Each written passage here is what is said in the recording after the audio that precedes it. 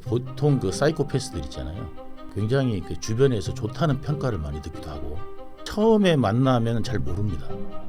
이 사람이 어떤지. 그리고 범죄 형태는 지나서 보면은 거의 다 비슷합니다. 대부분 다 덮어 씌우거나 남한테 자기가 끌어들여 놓고 자기가 덮어 씌우고 그러니까 저만 당한 게 아니고 이미 앞에서도 많이 당했더라고요. 이 사건 터지고 난 다음에 얼마 안 됐다 보면 이거 오히려 윤석열 게이트입니다. 그러니까 윤석열이 어리둥절할 거 아니에요. 사람 미쳤나? 보수 진보를 한 것이 없습니다. 돈과 권력 앞에선 하루아침에 바꿀 수 있는 게 보수 진보라는 돈 앞에서는 여야 없습니다. 이재명 보세요. 돌아서면 거짓말 다 드러나잖아요. 거짓말은 잊어먹어도 기억은 기억할 수밖에 없습니다. 대표님 뭐 자살 안 하시죠? 절대 안 합니다. 이재명이 어떤 사람인가요? 이재명을 한마디로 말하기는 상당히 어렵고요. 소위 이제 사람들이 만나면 첫인상도 중요하고 그리고 이제 좀 이렇게 뭐라고 그럴까 같이 이제 활동도 하게 되지 않습니까? 그때 당시는 너무 과거를 모르고 그 당시의 어떤 그냥 상황으로만 그 사람을 전체적으로 판단했던 오류가 있었다라는 생각이 듭니다. 대표님께서 이재명을 처음 만나셨을 때요? 예, 그러니까 제가 이제 이재명을 이제 돕게 됐잖아요. 이제 돕게 됐기 때문에 그런 것들이 너무 성급하게 결정을 내렸다는 것을 나중에 이제 이 사건이 나고 한참 후에야 알게 됐죠. 그러니까 이재명이 어떤 사람인지는 정말 이 사건이 터지고 난 다음에 제가 감옥에서 나오고 한참 또 지난 다음에야 제대로 인식하게 됐습니다. 그러니까 뭐냐면 보통 그 사이코패스들 있잖아요. 굉장히 그 주변에서 좋다는 평가를 많이 듣기도 하고 그렇죠. 그것처럼 이 사람은 처음에 만나면 잘 모릅니다. 이 사람이 어떤지. 근데 이제 과거 행적이나 그리고 실질적으로 같이 생활해가지고 겪어보면은 잔머리가 얼만큼 항상 늘 엄청난 잔머리를 쓰는구나. 그거를 나중에 이제 선이 굵은 줄 알았어요. 저는 좀 선이 굵고 그다음에 좀 뭐라고 그럴까 리더십이 좀 있는 이제 그런 사람으로 제가 오해를 했던 거예요. 뭐냐면 이 사람은 굉장한 어떤 성공 욕구, 그 사이코패스들이 약간 이제 그 자기들의 욕구를 여러 가지로 표출한다는데 이 사람 같은 경우는 자기 성공 욕구로 이런 게 나온 게 아닌가 싶어요. 그리고 범죄 형태는 지나서 보면은 거의 다 비슷합니다. 그러니까 대부분 다 덮어 씌우거나 남한테 그러니까 자기가 끌어들여 놓고 자기가 덮어 씌우고 그러니까 저만 당한 게 아니고 이미 앞에서도 많이 당했더라고요. 그런 케이스들이 또 있었어요. 그럼요. 그러니까 뭐냐면 그 대표적인 케이스가 2003년에 그 KBS 최철호 PD가 그 희생양이다. 그거 보시면 될 것 같아요. 그 이재명한테 이제 자기가 고발한다 해가지고 그 자기가 할 얘기가 있다. 그래가지고 최철호 PD를 이제 불러가지고 김병량 시장이 지금 그때 당시 현 시장이죠. 어디 시장이었죠? 성남시장이죠. 시장이죠. 그러니까 현 시장이 그 파크뷰에다가 특혜로 용도 변경을 해줬다. 이걸로 해가지고 이제 그거를 제보하는 식으로 했죠. 근데 이제 이 사람이 변호사인데다가 이제 막 이러니까 그때 당시에 이제 최철호 PD도 PD 수첩이 아니라 그때 이제 KBS니까 그 KBS 그 대표적인 그 고발 프로그램 있잖아요. 그러니까 그 SBS는 그것이 알고 싶다고. MBC는 PD 수첩이고 KBS는 저도 이름이 갑자기 가물가물하네요. 어쨌든 그 프로그램. 그 프로그램에서 담당 PD였나 봐요. 담당 PD가 이제 최철호 PD였어요. 그래가지고 PD고 그 위에 이제 CP가 또 따로 있었는데 이제 이제 PD가 와가지고 하니까 이제 김병량 그 검사라고 이제 이야기하고 좀 해봐라. 그래야 이제 통화를 할 수 있잖아요. 검사인 척하고 이제 물어보라고 이제 시킨 거죠. 그 PD가 이재명한테. PD한테. 아 PD한테요. 예. 그래가지고 PD가 이제 그럼 내가 이제 통화를 해보겠다 해가지고 이제 검사인 척하고 이제 통화를 하게 된 거예요. 그러면 이제 무슨 좋은 말을 하면 자기한테 득이 되거나 좀 좋은 말을 하면은 오케이 하고 그 PD가 그 세팅을 해서 PD가 그 당시 성남시장이랑 통화를 했다는 거죠. 통화를 한 거죠. 검사를 사칭해. 검사를 사칭해서 통화를 한 거죠. 그러니까 이제 나 어디 이제 수원지검 검사인데 그러니까 누구 검사가 그 경상도 말을 쓴다. 최철호 PD가 이제 경상도 말을 쓰나 봐요. 그러니까 누구가 이제 경상도 사람이니까 경상도 말을 쓰면 된다. 그래서 누구 검사라고 해라. 이것까지 이제 이재명이 제공했나 봐요. 그래가지고 이제 최철호 PD가 이제 통화를 직접 했죠. 직접 하니까 이제 검사라고 그러니까 그 받지 않았겠습니까 전화를.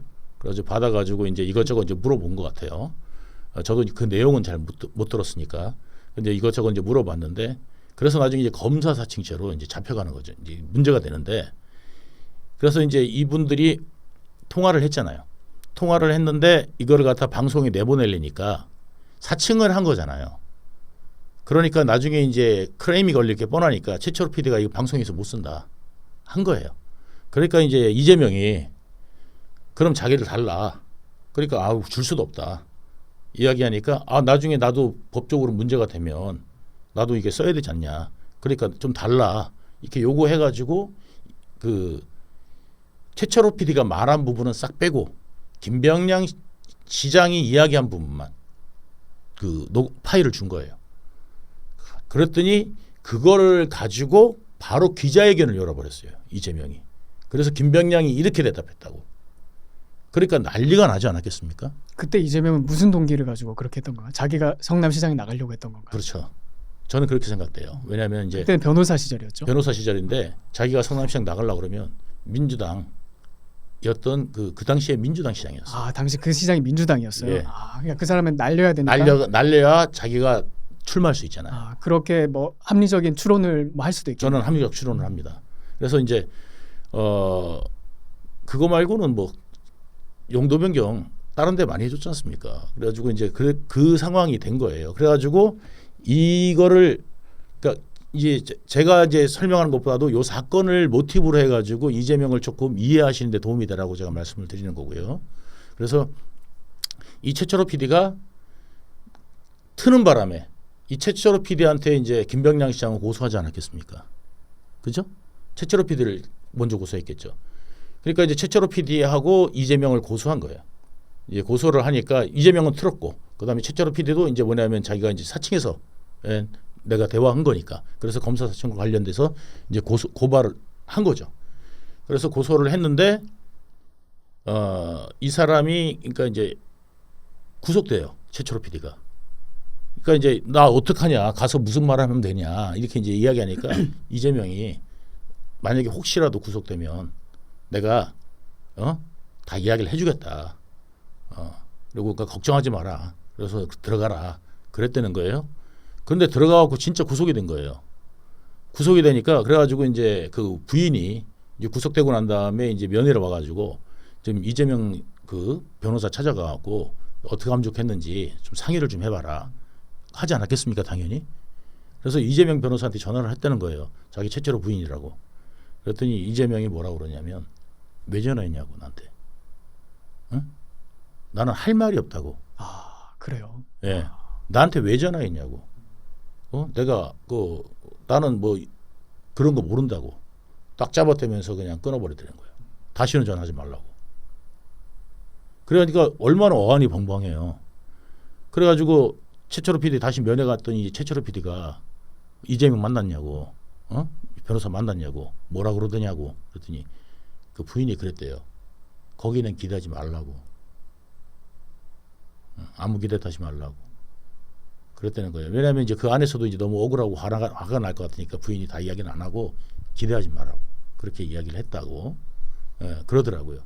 그러니까 그 하나만 그것이 이제 이재명의 어떤 인간성인 거고, 결국은 나중에 이제 뭐냐면 이 사람은 이제 그 PD잖아요. 그리고 실질적으로 이제 그런 부분들을 잘 이제 안 했고, 이제 이런 것도 이제 알 권리가 있는 거기 때문에 그 PD는 그 보통 이제 잘 웬만해서는 형사처벌 잘 안 받습니다.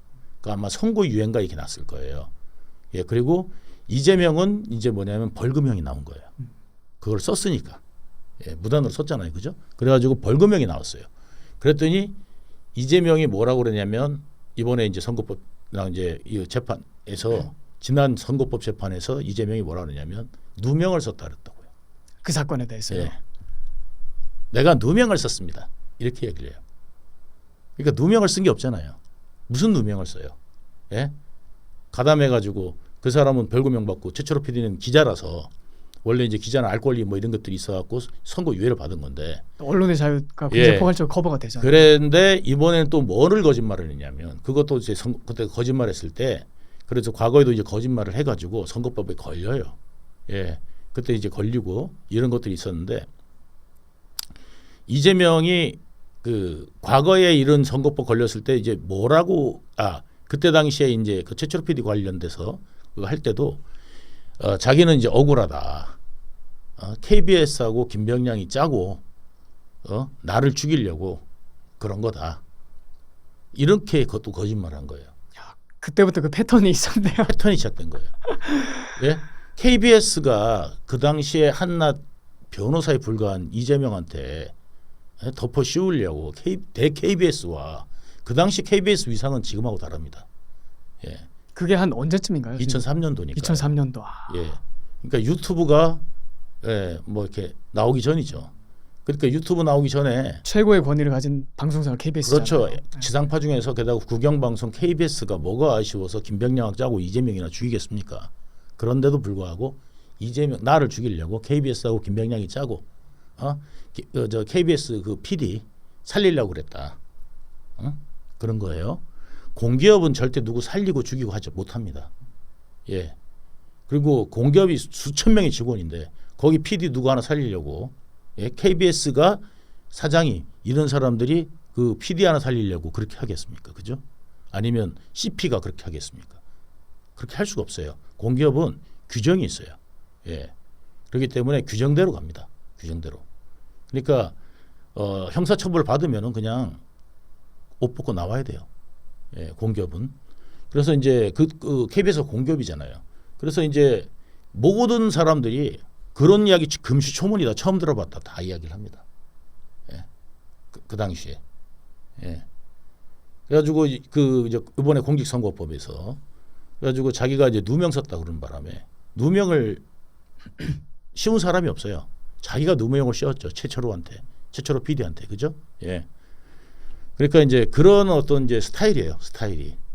그래가 요번에 아마 그것도 이제 아마 그때 이제 2018년에 그거 있었는데 그때 이제 뭐냐면 김병량 시장의 수행비서였던 사람한테 위증을 교사합니다. 이재명이요? 예. 뭐라고 하냐면 이제 지사가 됐잖아요. 이제 지사가 됐어요. 시장에서 지사가 되고 난 다음에 그걸로 이제 공직선거법 위반 그때 이제 할 때 그걸 뭐라고 그러냐면 그것 김진성의 증언으로 인해서 무죄가 납니다. 그 김진성이 기사 김진성이가 누구냐면은 그 당시에 이제 김병량 시장의 수행비서예요. 수행비서. 예. 그러니까 이재명으로 따지면 이제 정진상이죠. 그러니까 이제 수행비서였어요. 근데 이제 그 통화를 하는데 이 김진성하고 이재명이 통화를 하는데 그 통화를 들어보면은 이재명이 먼저 전화를 합니다. 이 전화도 원래 이재명이 하려고 그랬던 게 아니에요. 누구를 시켰냐면 그 당시에 김진성과 그 통화할 당시에 김진성하고 요번에 징역 5년을 백현동 관련돼 가지고 그 징역 5년을 갖다가 2심까지 확정된 그 이재명 최측근 김인섭이하고 그 당시에 백현동 사업을 같이 하고 있었어요. 그래서 원래 그 김인섭이가 20억을 주기로 했대요. 근데 이제 그거를 받아야 될 거 아니에요. 이제 그런 상황에 놓여 있는 거예요, 이 사람은. 자, 김진성은. 근데 이제 전화가 온 거예요, 시장한테 직접. 요즘에 둘이 잘 지낸다면서요. 뭐 이렇게 이제 전화가 온 거예요. 나 알고 있어. 이제 이거죠. 그러면서 이제 전화를 하면서 그 2003년도에 그 추적 60분이다. 추적 60번. 그 추적 60번 그때 할 때 그 최철호 PD 할 때 그 KBS하고 그런 일이 저기 김병량 시장하고 임하고 이게 나를 죽이려고 그때 좀 그런 게 있었잖아요. 뭐 이런 식으로 자꾸 몰아가요. 몰아가니까 저는 그거 잘 모른다. 뭐 이야기합니다. 김진성이 네 듣다가 사실 그때 저는 그때 그 선거 기간이었지 않습니까, 시장님. 그래서 그때 선거 기간이라서 저는 그때 제가 선거 때문에 밖에 나와 있어가지고 안에 있는 상황을 잘 모른다. 이렇게 상황을 이야기를 했어요. 그랬더니 그때 그런 일이 있었거든. 응? 그때 나로 몰고 가자. 이렇게 이런 일이 있었거든. 그래서 내가 그때 좀 억울한 상황이었는데 뭐 이런 식으로 이제 이야기를 해요. 그걸 기정사실화하면서 내러티브를 만들어가는 거네. 예, 이야기를 해요. 주입식으로 하면서 그거를 누가 좀 증언을 해줬으면 좋겠는데, 그랬더니 저는 그때 제가 그때 그 안에 없었어 가지고 그러니까 이야기를 하니까 그때 들었다고 해주면 되지. 이 이야기가 김진성 압수수색할 때 녹취록이 나온 거예요. 그래요? 예, 육성이 나온 거예요. 만약에 이게 없었으면 얼마나 아니라고 우겼겠습니까?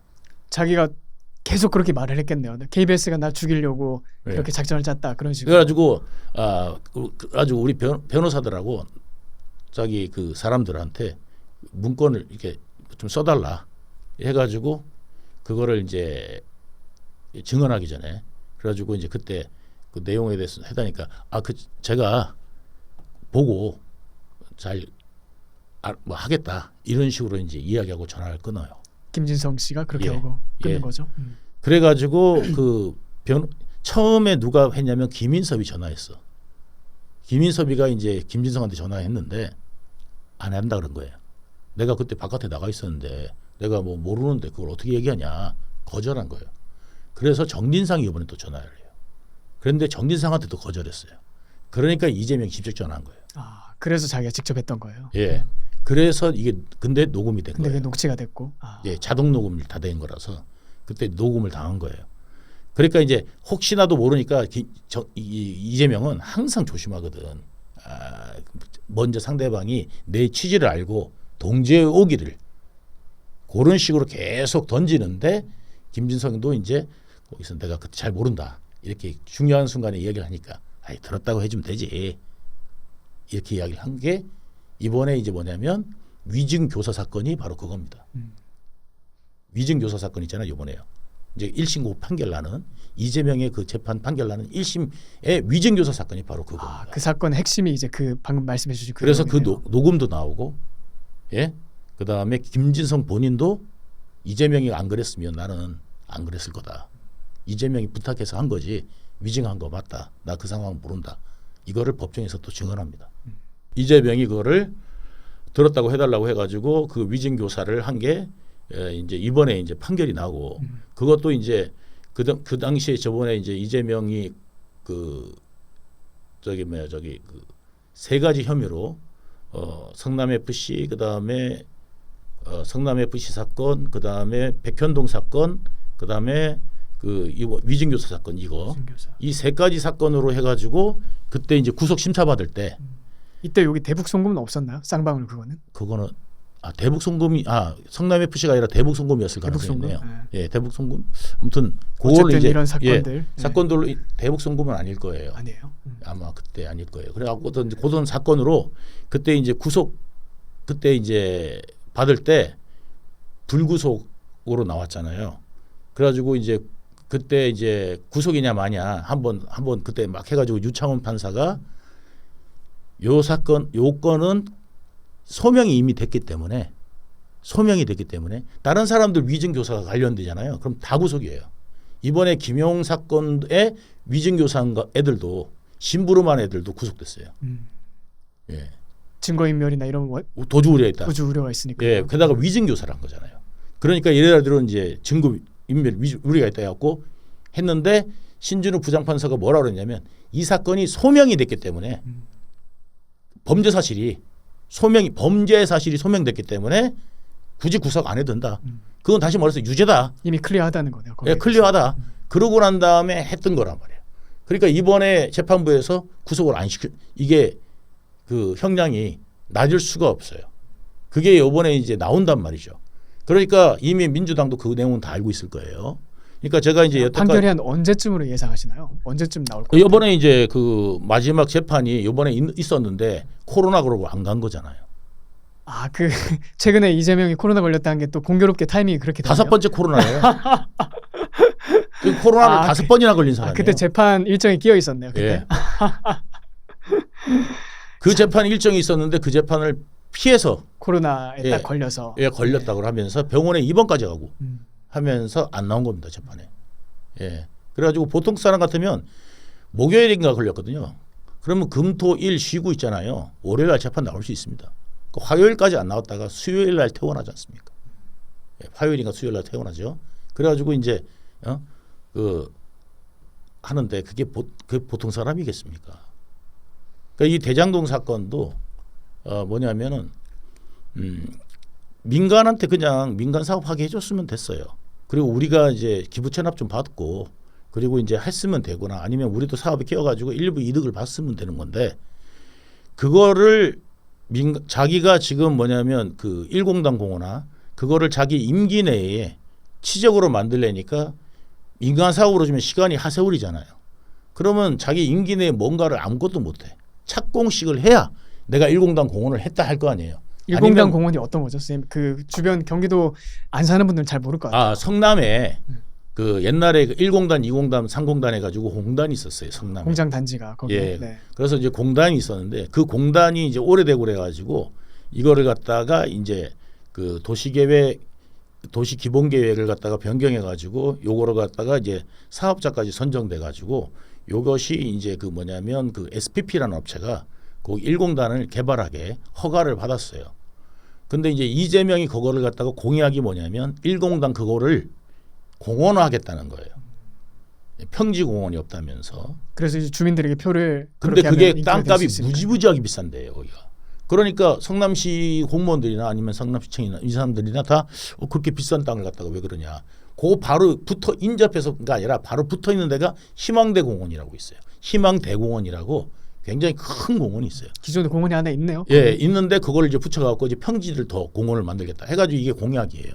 1공약이었는데 이거를 내가 돈 한 푼 안 들이고 했다. 그래서 유능함을 갖다 인정받으려고. 어필하는 게 그래서 이재명 유능하다 이 어필이 그때부터 된 거예요. 그 성남시장 할 때. 예, 내가 이거를 세금 한 푼 안 들이고 공원을 만들었다. 이 치적을 만든 거예요. 그거를 해야 되니까 이걸 빨리 하려고 이제 빨리 하는 것도 있고 뭐냐면 사업자가 김만배로 그래서 바뀐 거예요. 원래 남욱이었잖아. 남욱이었는데 김만배로 그래서 바뀌어요. 남욱 안 해줍니다. 그리고 김만배로 바꿔가지고 이제 김만배가 대장이 자기가 이제 사업자가 돼가지고 이제 진행한 사업이 된 거죠. 그때 이제 뭐냐면 이재명이 그렇게 틀고 정진상이 그렇게 틀어갖고 김만배한테 해주라 그러니까 저는 그쪽에 선정되게 해줘야 될 거 아니에요. 정진상이 이제 불러가지고 가니까 한 몇 월 달이 한 9월 달, 10월 달 요쯤 돼가지고 그 황무성 사장을 날리라 이거예요. 예? 그러니까 왜 그러냐 그랬더니 저기 그 수정에 국회의원 쪽하고 놀아놨다.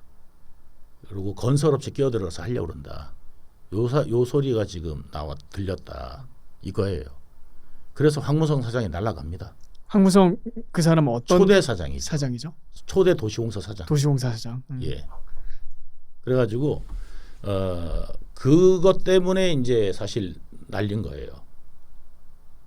예. 그러면서 이제 뭐냐면 시공사 끼우지 마 해가지고 이제 진행된 건데 김만배가 시공사 끼우지 말자 또 이야기를 했는데 정진상, 이재명도 똑같은 이야기를 한 거예요. 그러면 네. 지금 이 대장동이라는 게 사실 그냥 아주 일반적인 국민 입장에서는 워낙 뉴스에서 많이 나오는 키워드였잖아요. 지금은 뭐 약간 사그라들긴 했지만요. 근데 그냥 대장동 뭐 이재명 뭐 당군 일의 최대 비리 이런 식으로 얘기는 많이 듣는데 막상 대장동이 뭐야? 이렇게 물어보면 그걸 아는 사람은 거의 없을 것 같아요. 아, 대장동이 그래서 그거에 대해서 뭐 일단 대표님께서는 거기 한 가운데서 모든 걸 다 보셨던 입장이니까 네. 일반 국민들이 이해할 수 있도록 대장동이 과연 어떤 사건이었는지를 한번 아주 베이직하게 좀 설명을 해주실 수 있을까요? 물론 다른 방송에서 많이 저도 이제 유재열 대표님이 한 것도 봤고 여러 가지 나가서 하신 것도 있겠지만 아마 또 이거를 처음 듣는 사람도 많이 있을 것 같아요. 네, 간략하게 좀 네, 간략해서. 말씀드리면 네. 그거 간략하게 말하기가 상당히 어렵습니다.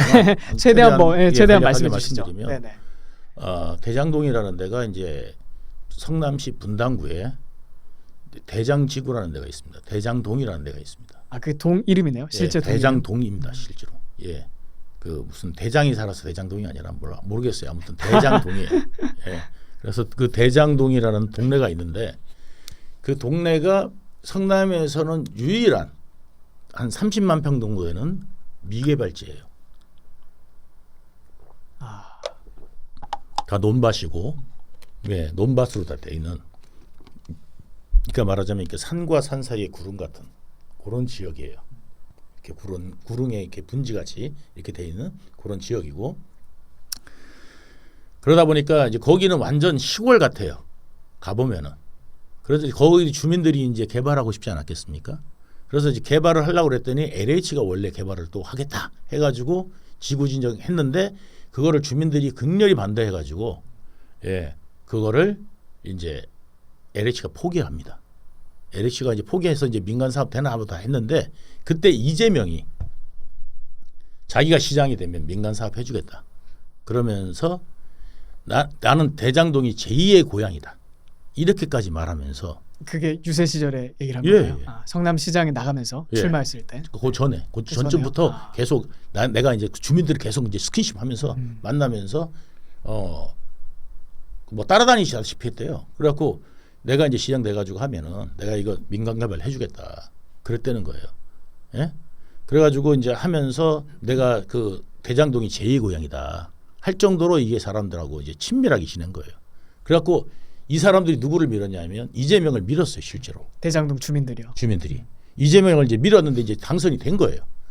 당선이 되고 난 다음에 이제 유동규라는 사람이 이제 도시건설을 맡기로 됐단 말이에요. 저는 이제 그때부터 도시건설을 원래 맡기로 돼 있었어요.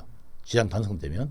그래서 이재명 시장 공약 때도 공약집 그 100대 공약에도 제가 그거를 도시건설 분야를 제가 만들어 준 거예요. 아, 만들어서 이제 같이 정책을 짜주신 거네요. 예, 짜준 거죠. 그래서 10대 공약, 5대 공약, 10대 공약 해가지고 그다음 100대 공약 해가지고 그 공약집을 제가 만들어줬어요. 주민들이 이제 인수위원회도 여러 왔었어요. 그리고 이제 왔었고 그랬는데 이제 이재명이 갑자기 난 공영개발하겠다 나오니까 당선되고 바뀐 거예요. 그 주민들 입장에서 굉장히 실망이 컸겠네요. 아니 황당한 거죠.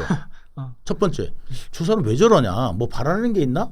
그러니까 의중을 알아봐라 해가지고 이제 시장한테 막 가갖고 이제 갔던 거죠. 거기서 이렇게 해주기로 해놓고 왜 이렇게 하라 했느냐? 뭐 때문이냐? 뭐 이렇게 이제 막 이런 게 나온 거지. 그렇죠. 주민들 입장에서 얼마나 황당하겠어요. 황당하겠죠. 그랬더니 나중에 이제 도시공사 설립되잖아요. 그 후에는 이제 뭐냐면 유동규한테 가라. 내가 하는 이야기라고 생각하면 된다. 유동규가 이야기가 내 이야기라고 생각하면 된다. 예? 그래가지고 사람들을 저한테 보냅니다. 그래가지고 제가 이제 그 사람들을 상대를 해주고 그 다음에 이제 그때 당시에 이제 이재명 지시로 그때 그쪽의 주도권을 김모 씨라는 사람한테 주라는 거예요. 그 이재명 친척인가 아니면 뭐 친구인가 그래요. 측근 사람 측근 중에. 사람. 네. 그 사람이 그 대장동을 리드하게 해라라는 게 첫 번째 오더였어요. 그래서 대장동을 오가면서 보니까 이 사람은 그냥 복덕방하는 사람이야. 대장동에서 아무 권한이 없어. 내가 이거를 해주려고 해도 이 사람이 그만한 능력도 안 되고 소화를 할 수 없는 사람이. 소화를 할 수가 없어. 그다음에 거기 안에서도 지지도 안에서도 뭐 힘을 하나도 쓸 수 있는 사람이 아닌 거예요. 그래서 도저히 이 사람 안 된다. 내가 그랬어요. 그랬더니 이제 그 부분 포기하더니 이제 바로 공영개발 이야기가 나왔던 걸로 생각이 돼요. 아무튼 뭐 그 전에 나왔나 아무튼 그때 던진 거야. 공영개발할 거야. 던졌는데 공영개발 안 되거든. 왜 안 되느냐면 기체 발행 승인이 안 나요. 지방채 발행 승인이. 지체 발행 승인이 안 나요. 왜 지체 발행 승인이 안 나냐면 그 당시에 모든 공영개발 있잖아요. 그 당시에 이명박 대통령일 때인데 이명박 대통령일 때 모든 게 이제 뭐냐면 그때 사고가 많이 터져갖고 공공에서 이제 하는 거를 갖다가 중투 심사가 안 났어요 다. 그래서 중투 심사에서 중앙투자 심사에서 다 깨졌거든. 그래가지고 전부 다 고시대 때 뭐를 했냐면 민간 합동 개발을 합니다. 그래서 처음에 제가 민간 합동 개발 이야기를 한 거예요.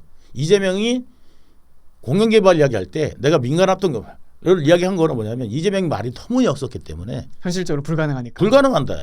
그럼 나는 공영 개발 갈 수밖에 없다. 아니 민간 합동 개발 가자. 그러면 이재명 달려야 되잖아요. 그래서 이제 이재명하고 이야기하면서 이제 민간 합동 개발 가고 이재명 뜻이 그렇다. 해서 이제 그것만 하고 이재명이 이제 오다 받은 대로 저는 진행해야 될 거 아니에요. 이재명이가 바보겠어요? 자기 그 측근을 갖다가 거기 중앙에 처음에 넣으라고 한 게 오다였는데 내가 이제 그거 안 된다고 그랬잖아요. 그 이후에 이제 뭐냐면 그거를 빌미로 도시공사를 설립을 해요. 예. 그래가지고 이제 빌미로 도시공사 설립을 하고 이제 대장동 주민들 쫓아와가지고 맨날 도시공사 설립해달라고 난리쳤는 거예요. 왜? 내가 가고 그 주민들한테 그랬거든. 도시공사 설립 안 되면 대장동 못 간다. 이렇게 이제 끊어버리니까 도시공사 설립해달라고 이제 주민들이 매달린 거죠. 그러고 난 다음에 도시공사 막상 설립되니까 공영개발로 간 거예요. 이제 대장동에서 그러면 이게 구조가 어떻게 됐던 건가요? 이제 구조는 이제 환지 방식 원래 이제 남욱 사업에서 이제는 뭐냐면 그 수용 방식으로 바뀌면서 이제 우리가 선정을 해야 되잖아요. 그때 이제 컨소시엄 하니까 김만배로 이제 사업이 바뀌었잖아요. 김만배가 이제 그 대장동을 총 관리하는 책임자가 된 거죠. 이재명으로부터 이제 해서 받은. 김만배는 이재명과 인연이 알죠. 아주 오래부터 알고 있던 올해부터 사이죠. 아니에요. 올해부터 처음에는 이제 아니었어요. 2013년도에 이제 뭐냐면 그 김만배가 이재명을 그 법조 팀장들 있잖아요. 그러니까 법조 그 언론사 그 법조 팀장 한 30명 정도를 한 20명 가량을 불러가지고 팀장급 한 20명 가량을 불러가지고 이재명하고 일개 이재명 시장하고 그 법조계 기자들하고 간담회하게 해줍니다. 식사 자리를 만들어줘요. 그래가지고 여기 뭐 서초동인지 어디든지 강남인지 서초동인지 해가지고 거기서 식사를 하게 합니다. 그러면서 그 자리에서 뭐냐면 아주 유능한 정치하는 사람이 성남시장이다. 이렇게 이제 법조기자한테 소개를 하고 또 그 자리에 있던 그 자리에서 또 이재명은 우리 김만배 부장 잘 부탁드립니다. 에?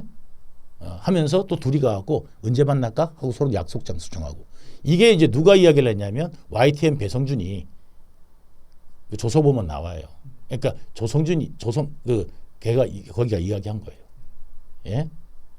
둘이서 쑥딱 인게. 그러니까 배성준도 그 자리에 있었던 거예요. 그 기자들 모이는 데. 그러니까 그 주선을 누가 했냐면 김만배가고 이재명이 왔는데 그럼 서로 모른다는 게 말이 되니까 2013년도.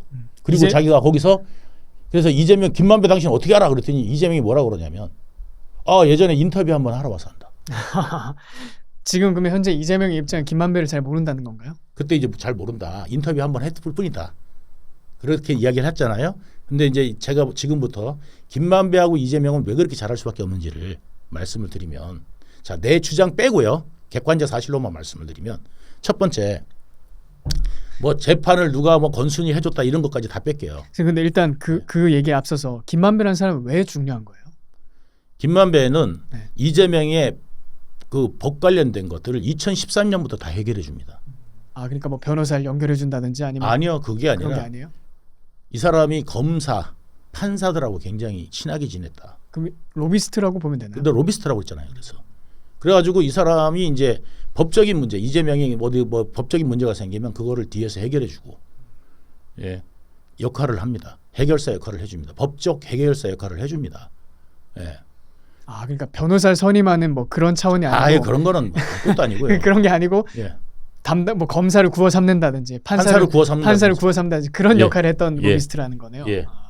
그러니까 이재명이 법적 리스크에 빠졌을 때 그걸 해결해주는 해결사 같은 역할. 그리고 하고 2013년에도 이제 뭐냐면 원래 이재명이 그때 죽을 뻔했죠. 2013년도에 뭐냐면 통진당 사건, 통진당 계산 사건 있죠.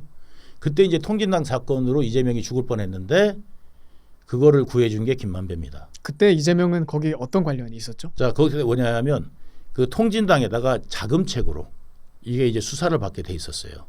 이재명이요? 예, 이재명이 자금책으로. 왜 그러냐면 이 통진당 거지하고 똑같았거든요. 뭐 먹고 살 게 뭐가 있겠어요. 근데 거기다가 나눔환경이라는 사회적 기업을 만드는데 거기다가 사회적 기업에다가 여러 가지 형태의 사회적 기업을 만들어요. 그런데 특히 나눔 환경에만 준 게 56억이에요. 그게 이재명이 성남시장 시절인가요? 예. 아, 56억치를 수의계약으로 몰아줍니다. 나눔 환경에다가. 그러니까 이제 검찰 입장에서 그게 통진당을 자금이죠. 간접 지원, 뭐 사실상 직접 지원한 거 아니냐 이렇게 봤던 자금책이죠. 거네요. 그래갖고 자금을 받던 걸로. 그래가면 공동정부 설립해가지고 이제 나눔 환경에다가 이제 수의계약한 거 이거 해가지고 이제 이 돈이 종잣돈이 됐다 얘들한테 이게 이제 소문만 나도 그 당시에는 이재명 죽죠. 다음에 선거 못 치릅니다. 예?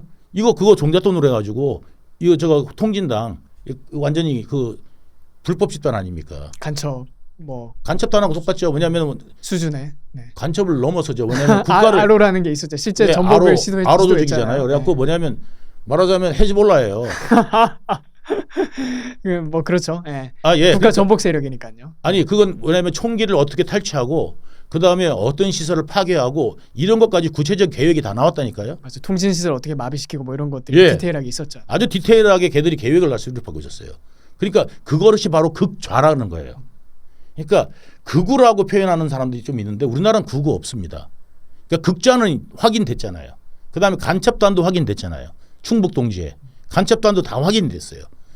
그리고 황장엽 비서가 내려왔을 때 뭐라 하냐면 우리나라의 난파가 지금 간첩으로 암약하고 활동하는 사람이 5만 명이라고 그랬어요. 그리고 그 사람들이 다 점저적으로 운영되기 때문에 서로를 몰라요 또. 예, 자기 조직만 아는 거지. 그리고 그 충북 동지에 관련돼 가지고 4명이 그걸로 구속당하고 재판 중에 있는 거고 벌써 3명은 징역 12년형을 받았잖아요. 약하죠. 굉장히 약하기 때문에 옛날 같았으면 무기나 사형이죠. 그런데 그 혐의가 드러났음에도 간첩 혐의가 드러났음에도 구체적으로 지령을 받고 그다음에 공작금까지 받은 게 드러났어요. 충북 간첩단 사건은. 그게 그런 이제 암약하고 있는 간첩이나 이런 사람들 이 실제로 있고 그다음에 아로같이 실질적으로 우리 나라를 어떻게 전복시키려고 그러는지 계획을 잡고 있는 것들이 바로 극좌고 극우라 그러면 우쪽으로 가기 위해서 좌측 세력을 대항해서 만약에 예를 들어서 노무현이 정권이다. 아니면 김대중 정권 때 어떤 거 했어야 되느냐? 저 정권을 무너뜨리려고 아로하고 똑같이 그런 계획을 수립한 조직이 있어야 되는데 그런 조직이 대한민국에 존재합니까? 그렇죠. 결국에는 폭력의 사용 유무가 그냥 극자를 결정하는 거죠. 극우라는 표현이 뭐냐면요. 하다못해 광주 5.18을 갖다가 좀 이상하다고만 이야기를 해도 극우라고 표현하는 겁니다. 표현만 조금 더 지들의 마음에 안 들면 극우라고 표현하는. 이게 지금 우리나라의 잘못된 겁니다. 우리나라 극우 존재하지 않습니다. 예. 그때 그 이재명 우파가 여러 갈래는 있겠지만 네. 그 우파의 여러 갈래가 있겠지만 극우라고 표현하는 거는 이게 잘못된 거고 기자들도 잘못 쓰는 거다. 예. 그렇죠. 예. 예, 그래서 지금 말씀을 드리는 거고 그리고 그 예를 들어서 뭐 정광호 목사님 뭐 이런 분들을 표현할 때 극우 그냥 주원 글씨를 붙이는 거예요. 태극기 극우부대 뭐 이런 식으로 예, 그렇죠. 얘기를 많이 하죠. 그렇게 해서 폄하하려고 쓰는 용어단 말이죠. 극자라는 용어도 잘 안 쓰면서 극자라고 씁니까? 언론에서 예, 그런 얘기는 안 빨갱이, 하죠. 극자 이런 거 잘 안 쓰잖아요. 뭐 이런단 말이죠. 그래서 극자, 극우란 표현도 안 쓰면서 민주당 정치인들도 그 얘기를 많이 하잖아요. 예. 뭐 극우 발언을 했다. 예, 극우가 어디 있어요 우리나라에? 극자는 있어도 극우는 없습니다. 그러니까 그거 진짜 바로 잡아야 됩니다. 그 분명한 말씀입니다. 예, 저도 100% 동의하고 명확합니다. 그거는. 그 이재명이 그때 당시에 예. 2013년에 통진당 관련해서 한번 정치적 위기가 있었을 이게 때 있는데 그거를 구해준 게 김만배가 플레이를 했다. 플레이를 한 거죠. 뭐냐면 그때 당시에 이제 민정수석이 곽상도였고 그다음에 그거를 수사를 처음에 이제 기획했던 게 뭐냐면 그 거기 50억 클럽 중에 한 명이었던 그 수원지검장 무슨 아니 최재경 아니고요. 그 사람 아니고. 그때 그거는 민정수석했던 사람이고 김수남. 음. 예, 김수남. 그 김수남한테 전화를 해서 이재명 빼달라 요청을 해가지고 이재명이 거기서 빠집니다. 완전히 빠집니다. 그래서 성남에서 벌어지고 그런 그 수입원까지 됐잖아요. 그게 크게 됐는데도 이재명 이름이 한 번도 거론되지 않았습니다. 한 차례도 그걸 싹 빼줬습니다. 예. 그거를 김만배가 했어요. 그걸 어떻게 했냐? 자기들 이 정유상이 나한테 그랬어요. 크로스 체크 해보니까 그 정보 맞다. 김만배. 다른 데서 온 정보에 의해도 그게 맞다. 왜 통진당 쪽에서 알아봤을 거 아닙니까? 걔들 통진당 다 연결되니까. 맞다. 정보 확실하다. 그런데 김만배가 빼줬다고요. 한마디도 안 나왔어요. 그래가지고 김만배가 고맙다고 인사 한번 하라고 해가지고 그 김수남 전화번호를 내가 김만배한테 받아서 내가 정진상한테 전달해 줬어요. 그랬더니 김만배한테 거꾸로 통화했다고 그러더라고요. 그래서 고맙다 그러길래 김수남이 고맙다는 인사는 김만배한테 하라. 그랬다는 거예요. 그러니까 그때부터 김만배에 대한 인식이 달라졌을 거고 내가 이제 같이 있을 때 최동욱이 검찰총장 되자마자 최동욱한테 전화가 온 거예요. 얼마 안 돼 갖고. 대표님한테요? 아니 김만배가 옆에 있는데 김만배한테 형이 김만배한테 최동욱이 전화했다고요? 검찰총장이 되고 난 다음에요? 예. 동생 뭐 이러면서 전화가 왔어요. 그래갖고 야 이런 사이구나. 그럼 내가 그것도 정진상한테 보고하지 않았겠어요? 이 정도 된다. 보통은 아닌 것 같다.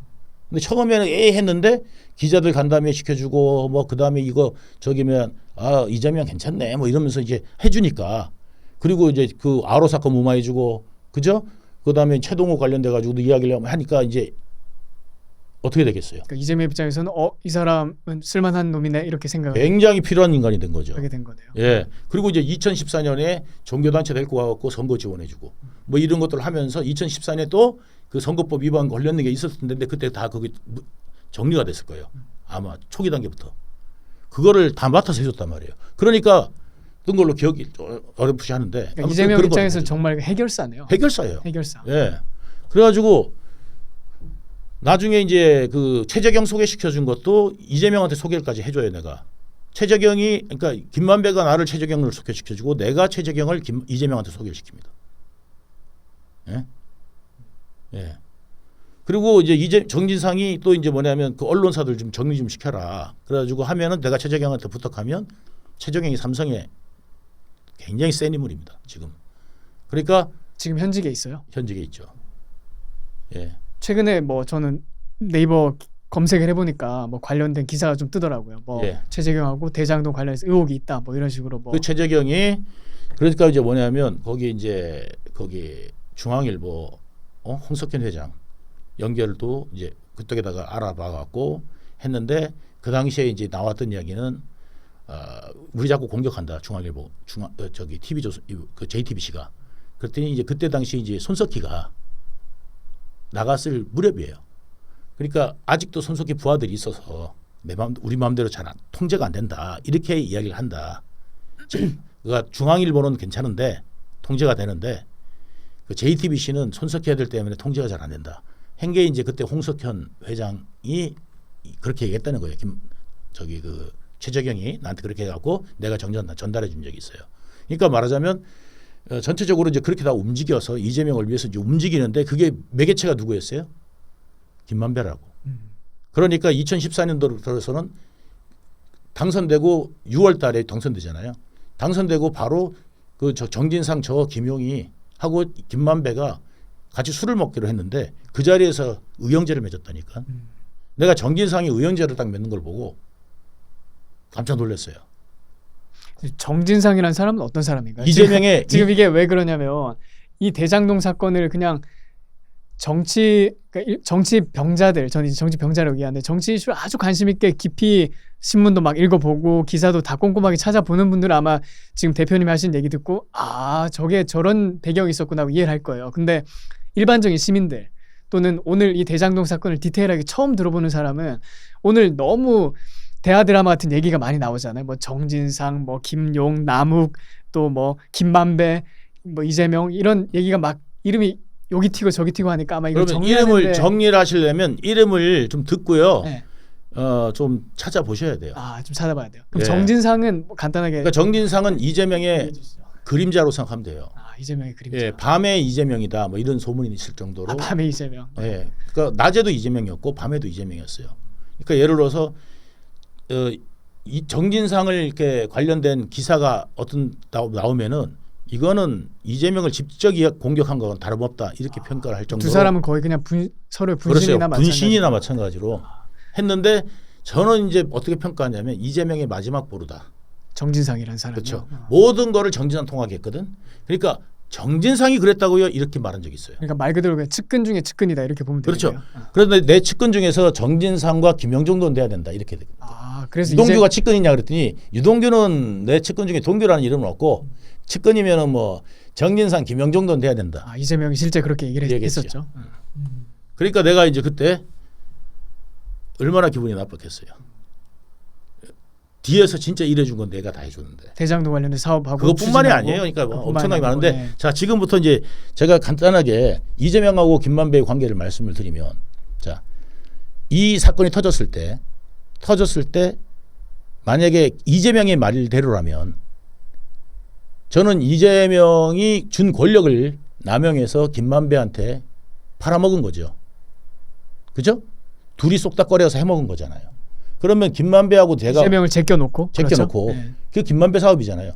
그런데 김만배는 이재명은 지금까지 한 번도 김만배 일당이라는 표현을 쓴 적이 없습니다. 대장동 일당 아니면은 남욱 일당이라고 그럽니다. 남욱이 아닌 거 알잖아요. 남욱은 사업 뺏겨가지고 지분만 갖고 있는 놈이에요. 정영학 일당이란 정영학이나 남욱이나 똑같은 거예요. 말하자면 지분 받은 거예요. 그만큼 해주고 그렇죠? 지분이 제일 많고 50% 정도의 지분을 갖고 있고 화천대유 지분 100%를 갖고 있는 게 김만배고 약 7천억에서 8천억 정도 이득을 봤어요. 김만배가. 그죠? 그런데 합쳐가지고 김만배 지분으로 이득 본 거는 한 7천억 가량 될 것 같아요. 제일 이득을 많이 봐요. 압도적으로. 예. 그렇게 이득을 화천대유에서 한 3천억을 벌어들였고 그 다음에 천화동인에서 한 5천억 벌 거를 지금 4천억만 배당을 했으니까 50%라고 보면은 거기서 2,500억 아닙니까? 5천억에. 그 다음에 저쪽에 3천억을 봤으니까 5,500억을 갖다가 이득을 본 거 아니에요. 김만배는. 그죠? 자, 그런 김만배가 김만배 사업이라고 그래야 되지 왜 남욱이라고 그럽니까? 왜 남욱이 옛날에 나한테 내가 받아서 정진상 김용을 줬잖아요. 그때 내가 정진상 김용이 안 하고 이제 유동규가 받았다 남욱한테. 이게 처음에 터졌단 말이에요. 그러니까 뭐냐면 남욱하고 나하고 관계를 엮어가지고 엮어가지고 김만배는 뺀 거예요. 착취적으로. 왜? 사람들이 모르니까. 그러면 남욱이가 사업자고 이렇게 생각한다니까. 김만배가 사업자예요. 그리고 김만배가 지금 그래서 맨날 구속되고 막 이런 거예요. 김만배가 지금 사업자인데 그 사람은 구속돼 있어요? 돼 있죠. 그래가지고 김만배가 이제 사업자인데 그 김만배 일당이라는 표현을 안 쓴다. 그러니까 이재명은 김만배와 가까우니까 당연히 안 쓰는 거고. 두 번째 가장 중요한 포인트가 여기 있어요. 김만배가 이재명이 대선 때 우리는 그때 구속 상태였어요. 저하고 김만배하고 남욱하고. 그때 이제 법정 올 때만 이렇게 얼굴을 봐요. 그때 이제 법정 올라가면서라도 이제 그때 살짝 이야기하거나 아니면 좀 내려와서 대기할 때 잠깐 이야기하는데 그때 나만 들은 게 아니라 남욱도 다 증언하는 내용입니다. 이재명 되면 우리 나갈 거야. 이재명 되면 우리 나갈 거야. 조금만 힘내. 이재명이 대통령 되면. 네. 자, 이재명 말대로라면 이재명 되면 죽어야지. 그렇죠. 네. 맞잖아요. 유동규랑 김만배가 이재명 몰래 이런 짓 하는 바람에 자기의 이런 큰 업적이 5점을 남긴 거 아니에요. 그리고 정치적으로도 엄청 타격을 받은 거 아니에요. 그러니까 정말 죽여버리고 싶은 사람일 거 아니에요. 말하자면 진짜로 그렇다면. 그렇죠? 유동규도 죽일 놈이고 김만배도 죽일 놈이에요. 그죠? 뒤통수 친. 예. 그런데 남욱 일당이라고 칭하면서 그리고 정작 김만배는 뭐를 했어요? 이재명 되면 나간다고 그랬다고. 이재명 되면 우리가 죽어 이래야 된다고. 야 이재명 되면 우리 가만 안 두겠냐? 저 이재명 되면 우리 다 죽여버릴 거야. 이렇게 했어야 되는데 이재명 되면 우리 나가. 그리고 이재명이 되게 돼 있어. 형이 누구냐? 다 해놓은 게 있어. 신앙님 터지기 전에. 그 신앙님 사건을 왜 준비했겠냐고. 신앙님하고 왜 그렇게 가까우게 해가지고 돈을 갖다가 몇 억씩 주고 100억짜리 또 그것까지 해주려고 그랬잖아요. 신앙님 이건 또 뭔가요? 신앙님 사건이라고 쳐보면은요. 이거 다 검색을 좀 해서 예. 리서치를 해보시길 바랍니다. 예, 신앙님 사건이라고 있어요. 신앙님 이재명이 뭐를 하냐면 그 JTBC 봉지욱이라고 기자가 있어요. 그 당시 지금은 뭐냐면 뉴스타파에 가 있다가 지금 어떻게 되는지 모르겠는데 그 봉지우기가 그 이후에 뉴스타파로 옮깁니다. 그 뉴스타파로 가기 전에 뭐를 했냐면은 이거를 갖다가 뭐냐면 이제 그 뉴스타파 가갖고 그거를 짜집기 하죠.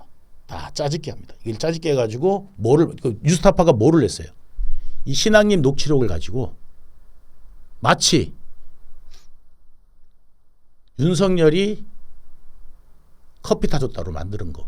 아, 그러니까 대장동 사건을 윤석열 게이트로 만들려고 그렇죠. 했던 그 핵심 자, 인물이다. 이재명이 이 사건 터지고 난 다음에 얼마 안 됐다 보면 이거 오히려 윤석열 게이트입니다. 그러니까 윤석열이 어리둥절할 거 아니에요. 내가 이 사람 미쳤나? 그렇죠. 황당할 거 아니에요. 그러니까 근데 그때 TV 토론회 할 때도 아주 황당했던 여력을 막 보였잖아요. 윤석열 네, 대통령이. 황당하죠. 내가 봐도 황당하죠. 아니 나 갑자기 내가 그러니까 그때 당시 성남시장이었습니까? 그랬잖아요. 그러니까 생각도 못하는 이야기를 한단 말이죠. 그러니까 뭐냐면 그렇게 덮어 씌우는 거죠. 아, 근데 이제 그 덮어 덮어 씌우는데 씌우는데 빌드업을 한 거지. 빌드업을 했는 빌드업이 뭐냐면 신앙님하고 그 뉴스타파가 뭐를 하냐면 실제로 그 자리에 존재하지도 않은 말하자면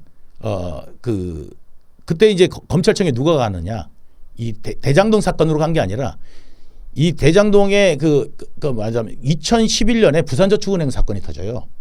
2011년에 부산저축은행 사건이 터지는데 그래서 2012년에 조사를 받을 때 그때 이제 뭐가 있었냐면 부산저축은행이 이게 그 광주일고 그 멤버들이 해먹은 거예요. 그 멤버들이 부산 가갖고 해먹은 게 부산저축은행입니다. 그래가지고 이제 그 부산저축은행의 일가들이 PF 사업을 불법 대출을 해주면서 리베이트를 받아가지고 그 사건이 터진 거예요. 그래가지고 그 일가들을 수사하는 중에 그 일가가 누구냐면 이 대장동 사건에 있는 천화동인 7호 그러니까 6호에 있는 애가 하여튼 그 사람. 네. 예, 그 사람. 그때 윤석열 근데 그 사람이 잠깐만 생각해 볼게요. 이 사람 이름이 조우영입니다. 이 조우영이 누구냐면 부산저축은행 회장의 처남이에요. 그러니까 일가 사건에서 처남이 조사받으러 간 거예요. 이해 가시죠? 그때는 대장동은 아예 관계가 없었어요. 그래서 그때 관계가 없는데 네가 조우영이야? 그랬더니 커피 타줘 갖고 이야기 들었어. 그러면서 커피 타줘서 보냈다는 게 이재명 측 주장이거든요. 그리고 그 녹취록이 그렇게 짜집기가 된 거예요. 조우영이가 갔더니 김만배를 통해서 이제 조우영이가 갔더니 여기 그 윤석열이 커피 타줘서 했다. 이게 그때 그걸 신앙님이가 내가 이 녹취록 있다 해갖고 낸 게 바로 그 신앙님 녹취록 사건인데 그걸 짜집기 해가지고 낸 게 또 뭐냐면 뉴스타파가 보도한 거예요. 선거 3일 전에. 예, 3일 전에. 딱 그거를 보도하면 반론을 제기 못하게. 뭐지 할 때 전부 끝나는 거예요. 3일 전에 그걸 터뜨려 버려요. 그러니까 한 번도 본 적이 없는. 그래서 내가 요번에 이제 그때 그 사람이 어디도 나왔냐면 우리 재판에 그 해당 당사자가 우리 재판에 증인으로 나옵니다. 저희 재판에. 그래서 제가 직접 물어봤습니다. 그거를 내가 원래 재판에다가 당신 윤석열 만난 적 있냐? 라고 내가 물으려고 했더니 김만배 쪽에서 제지를 해가지고 못했습니다. 우리 사건하고 상관없다고. 제지를 해갖고 제가 못했어요. 우리가 거기다가 우리가 이제 뭐 질문할 거면 질문지를 나눠주거든요. 거기 질문지 안에는 그게 있었는데 직접적으로 물어보지 못했지만 뭐를 물어봤냐면 그 당시에 그 봉지욱하고 인터뷰했죠. 그랬더니 네 맞습니다. 천화동인 1호 주인 유동규 맞습니까? 그때 봉지욱한테 조우영이 천화동은 주인 6호 하면서 이렇게 그때 짤해갖고요. 어마어마하게 돌았어요. 그거 한 500만 뷰 이상 됐을 거예요. 그게 이제 봉지욱이가 짤 만든 건데 JTBC에서 만든 건데 천화동인 1호 주인은 100% 유동규다. 이게 제목이었어요. 그러면서 조우영이 말하기를 천화동인 1호는 100% 유동규다 하면서 막 그 이야기했다. 이야기를 한 거고 그 조우영이가 또 이제 뭐냐면 조우영이가 조사받으러 간 거잖아요. 실제로 2012년에 조사받으러 간 거잖아요. 2012년 조사받으러 간 거는 뭐라고요? 대장동이 아니라고요. 2015년에 조사받으러 갈 땐 대장동으로 조사를 다시 받아요. 근데 2012년은 뭐냐면 부산저축은행 친인척 비리 사건이에요. 그러니까 대장동 이야기가 나왔을 리가 만무하잖아요. 시기적으로 안 맞는 거죠. 안 맞는 거죠. 그때 이제 뭐냐면 수사한 게 특수 과장이 했던 게 그때 윤석열이었는데 부장이 누구냐면은 예? 그때 부장은 누구냐? 예. 그 특검 박영수. 그 위에가 말하면 최재경, 박영수예요. 이해가시죠? 그러니까 검사장이 박영수고 그 다음에 이제 밑에가 부장이 그 최재경, 그 다음에 윤석열이 과장인 거야. 그래서 윤석열이 과장인데 수사는 누가 하느냐? 그런 사건 오면 일선 검사가 합니다. 일선 검사가 합니다. 그러니까 일선 검사만 만났지 자기는 과장 못 만났다 이야기를 하는 거예요. 못 만났어. 그리고 나와서 내가 다시 한번 물어봤어. 만난 적 있어요? 못 만났어요. 내가 그리고 재판 중에 뭐라 그러냐면 누가 커피를 타줬다 그래. 그러면서 막 억울해하더라고요. 그것 때문에 사건이 더 커져가지고 자기가. 그래가지고 이 조우영이가 그러면서 내가 그랬어요. 유동규가 100% 유동규 거라고 인터뷰한 적 있냐? 한 적 있다. 왜 했냐? 김만배가 시켜서 했다. 어떻게 시켰냐?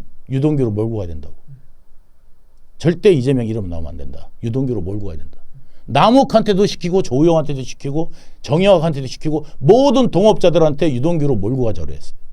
만약에 내 거면 그래 김만배하고 나하고 사업한 거였으면 몰고 가자고 할 이유가 없어요. 왜? 그냥 맞으니까. 안 그래요? 몰고 가자 할 이유가 없잖아요. 그냥 유동규니까. 그냥 유동규 거 불어. 사실대로 말아요. 이러면 끝날 거 아니에요. 이재명 이름 나오면 안 돼. 유동규로 몰고 가야 돼. 이야기가 나올 이유가 없는 거예요. 그리고 김만배가 뭐라고 그래요? 이재명이 되면 우리 나간다는 말 할 수가 없는 거예요. 왜? 실제로 이재명 말대로라면 김만배와 나는 원수니까. 천하의 나쁜 놈이니까.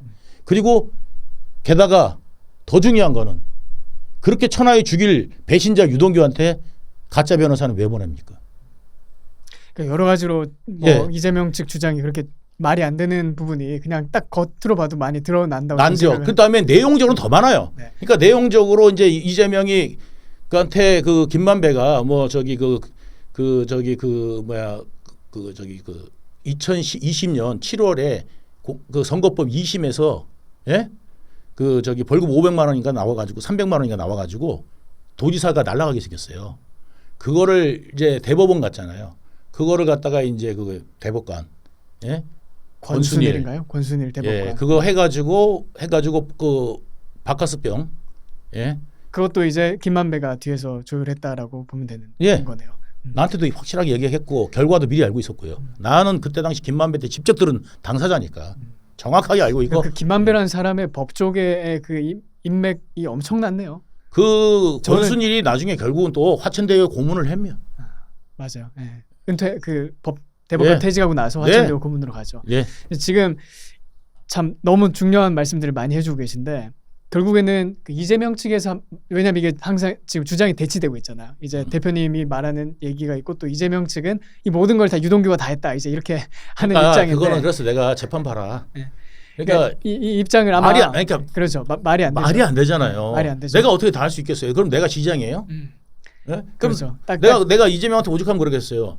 차라리 유동규 바지였다가 자기는 바지 시장이었다. 유동규가 원래 실세였고 자기는 바지 시장이었다라고 차라리 인정하면은 내가 써줄게. 라고 이야기하겠어요. 그래서 그러면 지금 이제 이재명 측에서 말하는 거는 그 천하용인인가요? 천하용인? 천하동인. 그 천하동인이 1호부터 7호까지가 있는 게 맞죠? 예. 그러니까 그 천하동인 1호 결국 그 1호의 주인이 누구냐? 원래 이재명 그 돈이기 때문에 못 건드린 거예요. 만약에 제 돈이면 제가 건드렸겠죠. 그러니까 그리고 그 개념이 이제 천하동인이 있고 그 다음에 또 네.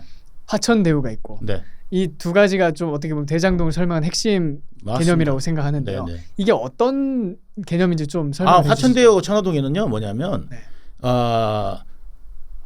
화천대유는 말하자면은 이게 이제 우리가 민간 합동 개발을 하잖아요. 네, 다시 아까 했던 얘기로 돌아가시고 예. 이제 그러면 PFV를 설립해야 되거든요. 이 PFV를 설립하면 그 PFV를 자산을 운영하는 시행사가 필요합니다. 그래서 그게 페이퍼 컴퍼니가 바로 이제 뭐냐면 화천대유고요. 예? 천화동인이고요. 화천대유. 화천대유. 예, 화천대유고요. 화천대유가 아니라 성남의 뜰이라는 거를 이제 설립합니다. 그 페이퍼 컴퍼니고요. 그리고 이제 그 천화동인 거기에 그걸 갖다가 이제 실질적으로 시행하는 시행사를 끌고 들어가야 되거든요. 그 시행사가 화천대유입니다. 그래서 화천대유가 100%또 지분이 김만배한테 있고 5개 필지를 팔거나 운용할 또 자격도 누구한테 있냐? 그 화천대유에 있고요. 그 화천대유가의 그 특금으로 넣은 것이 바로 이제 지분을 넣어놓은 데가 그 SK 증권에서 넣어놓은 데가 천화동인 1, 2, 3, 4 해가지고 법인인 겁니다. 그러니까 개념으로 설명하자면 화천대유라는 그 어떤 그걸 뭐라고 대장동 토지 사업에서 남는 이득을 일반주 주식을 취득하고 있는 게 천화동인 1, 2, 3, 4, 5, 1, 2, 6, 3, 4, 7일. 6, 7. 예, 내가 보시면 되는 겁니다. 그 금액이 한 얼마쯤 되는 건가요? 그러니까 이제 일반주로 남은 게 한 5천억 정도 되죠. 5천억. 그러니까 그걸 이제 1, 2, 3, 4, 5, 6, 7번 이 지분대로 가져가는 지분대로 가져가는 예. 구조였다는 거죠. 예, 그렇습니다. 결국에는 그 사람들이 거의 핵심 세력이었다고 봐야겠네요. 네, 그렇습니다. 그 중에서 제일 많은 게 천화동인 1호. 1호. 그 주인은 김만배. 예. 김만배. 그러면 만약에 나하고 김만배가 짰다 그러면 아니 저하고 이제 짰어요. 관에 계셔. 능력이 있어. 나를 도와줄. 네. 나는 바깥에 있는 사업자야. 그런데 내가 이제 지분을 갖다가 30% 드릴게요. 했어요. 그래서 30%를 받기로 하고 나를 도와주기로 했다 칩시다. 그러면 일단 내 이름을 해놓고 나중에 줄게요. 나하고 언제 봤다고. 그거 믿겠어요? 못 믿죠. 상식적으로 어떻게 믿겠어요, 그거를. 아니 그러니까 이 건물을 만약에 이 건물에 내가 나중에 줄 테니까 이 지분 나한테 반을 주세요. 내가 앞으로 해놨다가 나중에 돌려줄게. 그럼 내한테 지분 주겠냐고요. 그러니까 지금 말하자면 그런 이야기라고 말이에요. 그러니까 김만배한테 내가 만약에 했으면 내 사돈이나 팔촌이나 뭐 누군가 내가 믿을 만한 사람을 거기다 회사에 넣어놓고 그리고 난 다음에 거기다 지분을 넣어놓겠죠. 안 했겠습니까? 아니면 내가 그걸 하지 않았겠어요? 어떤 검찰 수사도 내가 그 지분의 1%라도 아니 0.1%라도 손대거나 아니면 권리를 행사하거나 아니면 내 친인척이 거기나 측근이든 친인척이든 누구든 사돈이 팔촌이든 관여된 바가 없어요. 예? 그런데 내 개인 거로 만약에 이재명 말대로 한다 그러면 내가 미쳤다고 그렇게 했겠냐고요. 그 말을 그 김만배 말만 믿고 안 주면 그만인데 그렇지 않겠습니까? 어떤 안전장치도 없이 그게 믿어지십니까? 이재명 같이 힘 있는 사람이니까 안 줄 수가 없기 때문에 그렇게 해놓은 거지. 어떻게 내가 개인적으로 했다 그러면 내 목숨 걸고 이재명 배신해가면서 하는 건데 그거를 아무것도 안 걸어놓고 했다는 게 말이 안 되지 않습니까? 그러니까 한두 가지가 아니고 이재명이 말이 논리가 맞으려는 거는 딱 그것밖에 없어요. 유동규 힘이 있었어. 하여튼 그냥 제가 나 모르게 한 거야. 지가 일 맡겼다고 내가 그거를 했다는 것밖에 없는데 사실상의 권한은 성남시가 허가를 안 해주면 아무것도 못하는 겁니다. 네. 그러니까 제가 지금 변명하려고 이렇게 얘기하는 게 아니라 사건의 내용을 좀 더 알려드리려고 말씀드린 거고 이 변명으로 이게 변명같이 얘기하는 게 아니라 사건의 내막은 그렇다. 그러니까 뭐냐면 모르는 사람이 보면 저도 유동규 새끼가 저거 다 해먹고 그런 거 아니야 이렇게 생각할 수 있는데 그러니까 성남시 내부 구조도 그렇고 그 다음에 그 지분 구조도 그렇고 예.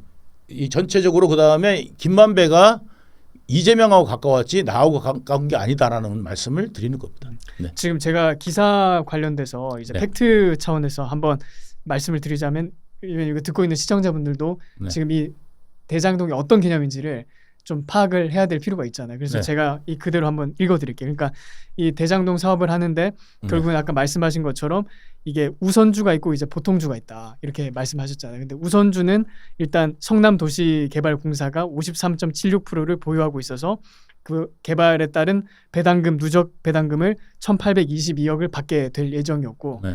그리고 그 우선주 우선주 배당금입니다. 1순위로 배당을 받고 그다음에 우선주에서 남은 이익금은 모두 이제 보통주로 네. 다 배당이 되게 돼 있었는데 네. 그 보통주는 각각 우선주 1위 있고 2가 있습니다. 우선주 1위 있고 2 왜 우리가 우선주 1순위고요. 우선주 2순위가 뭐냐면 금융권. 금융권 예, 그 그러니까 이자 뭐 받아. 일반 은행들 예, 은행들. 거기 참여를 했으니까 예, 그러니까 거기 그 빼가면 나머지의 이득은 전부 다 보통주로 가는 그리고 구조입니다. 대표님은 그때 당시 이제 성남도시개발공사에 이제 있었다는 거죠. 그래서 이제 이재명 측에서는 다 그 유동규가 책임지고 한 게 아니라 이런 말이 나오는 거고요. 네.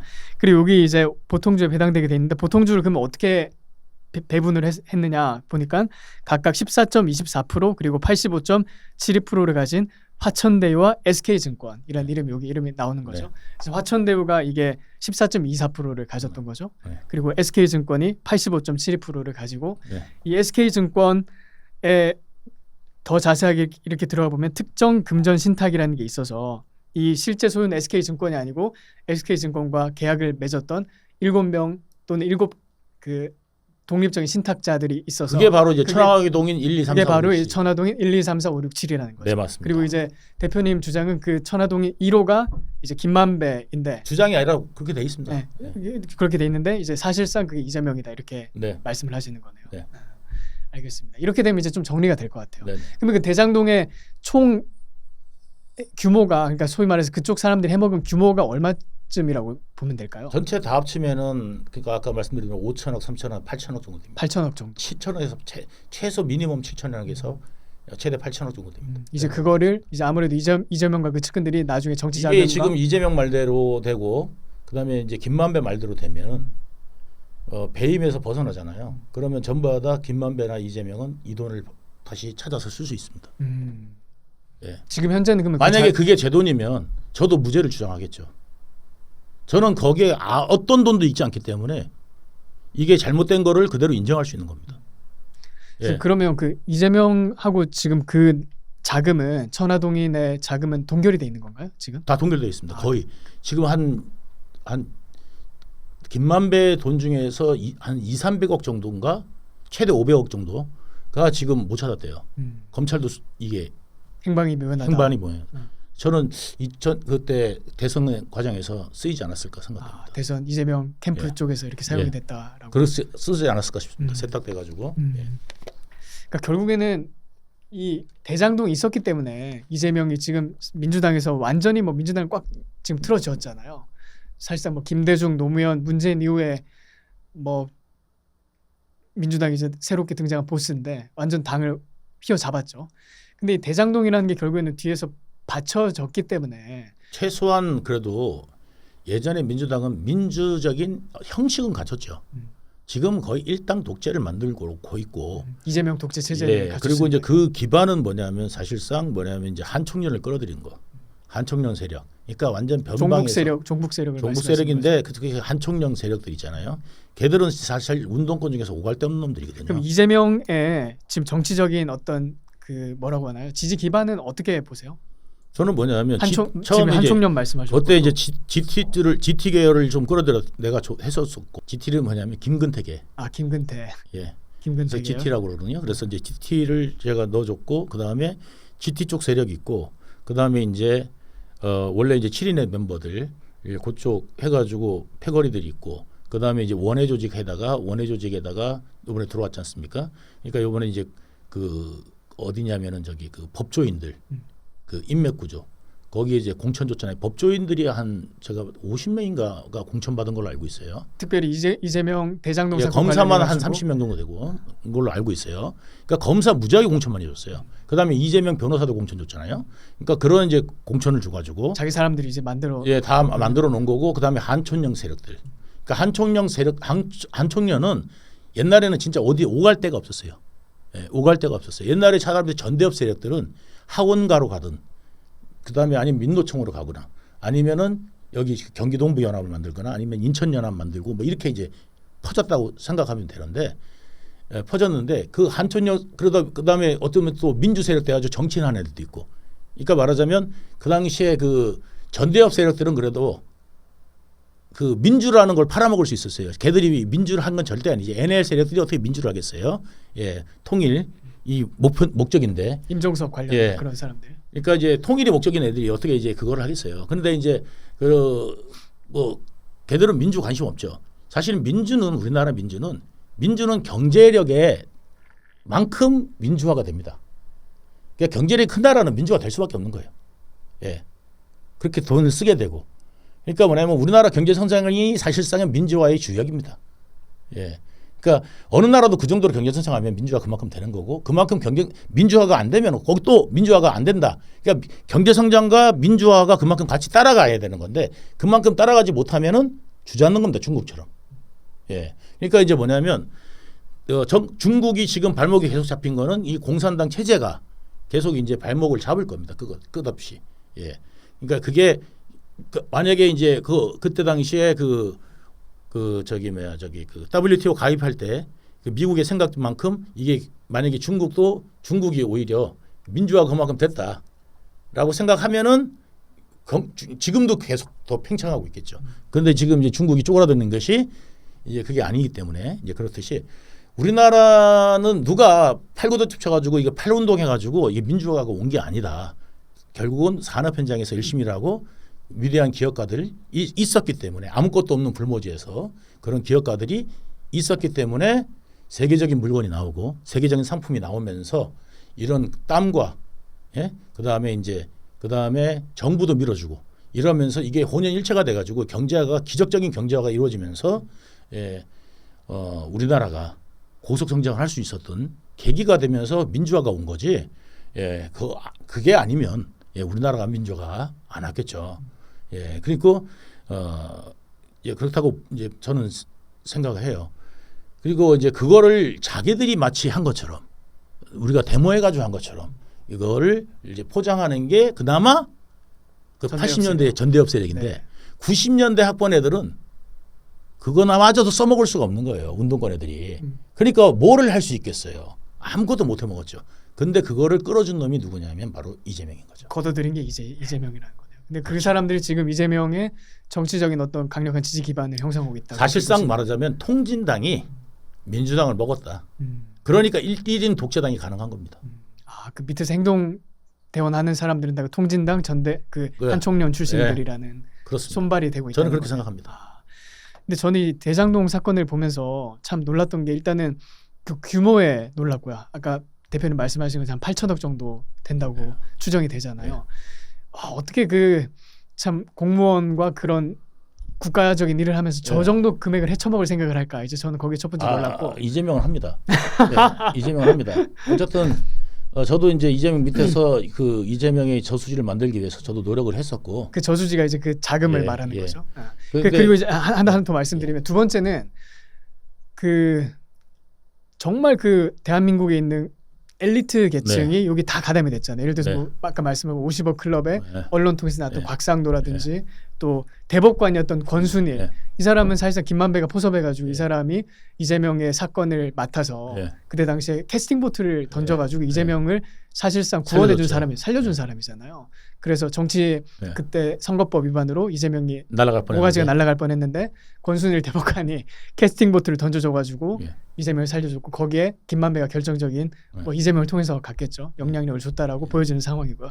그 권순일도 그렇고 아까 뭐 이름이 나왔던 또 그런 검사들 어떻게 이런 사람들이 그것도 어떻게 참 웃긴 게 보수 진영에서 나름 활동했던 사람들도 많이 섞여 있잖아요. 근데 어떻게 이런 마수가 이렇게 뻗쳐져 있었을까? 거기에 대해서 영화 같은 이 현실을 보면서 정말 놀랐거든요. 제가 분명히 말씀드리지만 돈 앞에서는 여야 없습니다. 보수 진보라는 것이 없습니다. 돈과 권력 앞에선 하루아침에 바꿀 수 있는 게 보수 진보라는 단어입니다. 제가 그거를 많이 느꼈습니다. 그 말씀 말고는 뭐 달리 설명이 안 되겠네요. 네. 그러니까 돈 가지고는 다 되더라고요. 그다음에 권력, 인맥, 이제 이런 것들, 그다음에 보장성, 이런 것들이 전부 다 신상필벌 이런 거요. 신상필벌은 아니죠. 그건 아니에요. 보면은 뭐냐면 저 사람하고 내가 맺으면 나한테 어떤 이득이냐. 장기적 안목에서 그다음에 거시적이냐 아니면 미시적이냐 뭐 이런 것들. 이해타산이 맞을 건가? 그렇죠. 그거는 철저한 계산. 네. 그리고 이제 돈 보는 사람도 있고 권력 보는 사람도 있고 그런 것들을 다 보는 거죠. 예수님을 시험할 때 마귀가 시험할 때 세 가지 시험 있잖아요. 이 돌을 떡이 되게 해봐라. 높은 데서 뛰어내려봐라. 천하만국을 줄 테니까 나한테 무릎만 꿇어라. 이 세 가지 있잖아요. 그 첫 번째는 뭐냐면 떡은 돈이고, 예? 그 다음에 뛰어내려봐라. 공명심. 그 다음에 세 번째는 뭐냐? 권력. 이 천하만국을 나한테 줄게. 권력. 이 세 가지 안에 범주 안에 무릎 꿇지 않은 인간은 없다. 만약에 그런 인간이 있었으면 예수님이 이 땅에 안 오셔도 됐겠죠. 네. 그러니까 아닌 척은 하겠지만 모든 인간은 다 거기에 취약하게 노출돼 있다. 그래서 네. 괴테의 파우스트에 보면은 파우스트 박사가 지적 허영심 때문에 자기 영혼을 팔지 않습니까? 그죠? 더 많은 걸 알고 싶은데 너무 궁금한 게 많은데 아는 수가 없어. 그러니까 메피스토펠레스가 와갖고 속삭였어요.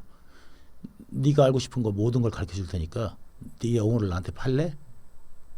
그러니까 그때 파우스트는 뭐라 그러냐면 그런 거를 알지 못하는 영혼 따위는 필요 없다. 너한테 팔겠다. 그래서 팔았잖아요. 예? 그런데 결국은 어떻게 됐습니까? 영혼이 없어진 인간들. 우리는 우리 사회에 영혼이 없어진 인간들이 너무 많습니다. 예, 이미 팔았거든요. 예. 돈에 팔든 명예에 팔든 아니면 권력에 팔든. 그래서 이 세 가지 중에 하나로 팔아가지고 영혼 없이 다니는 인간들이 많기 때문에 영혼이 있는 사람들이 볼 때는 이해가 안 가는 거죠. 예, 그리고 그 논리들이 1차원적인 겁니다. 제가 지금 좌파들이나 얘들 이재명 그 똘마니들 하는 이야기 보면은요 말이 안 통하잖아요. 어떻게 저 사람들 왜 저러지?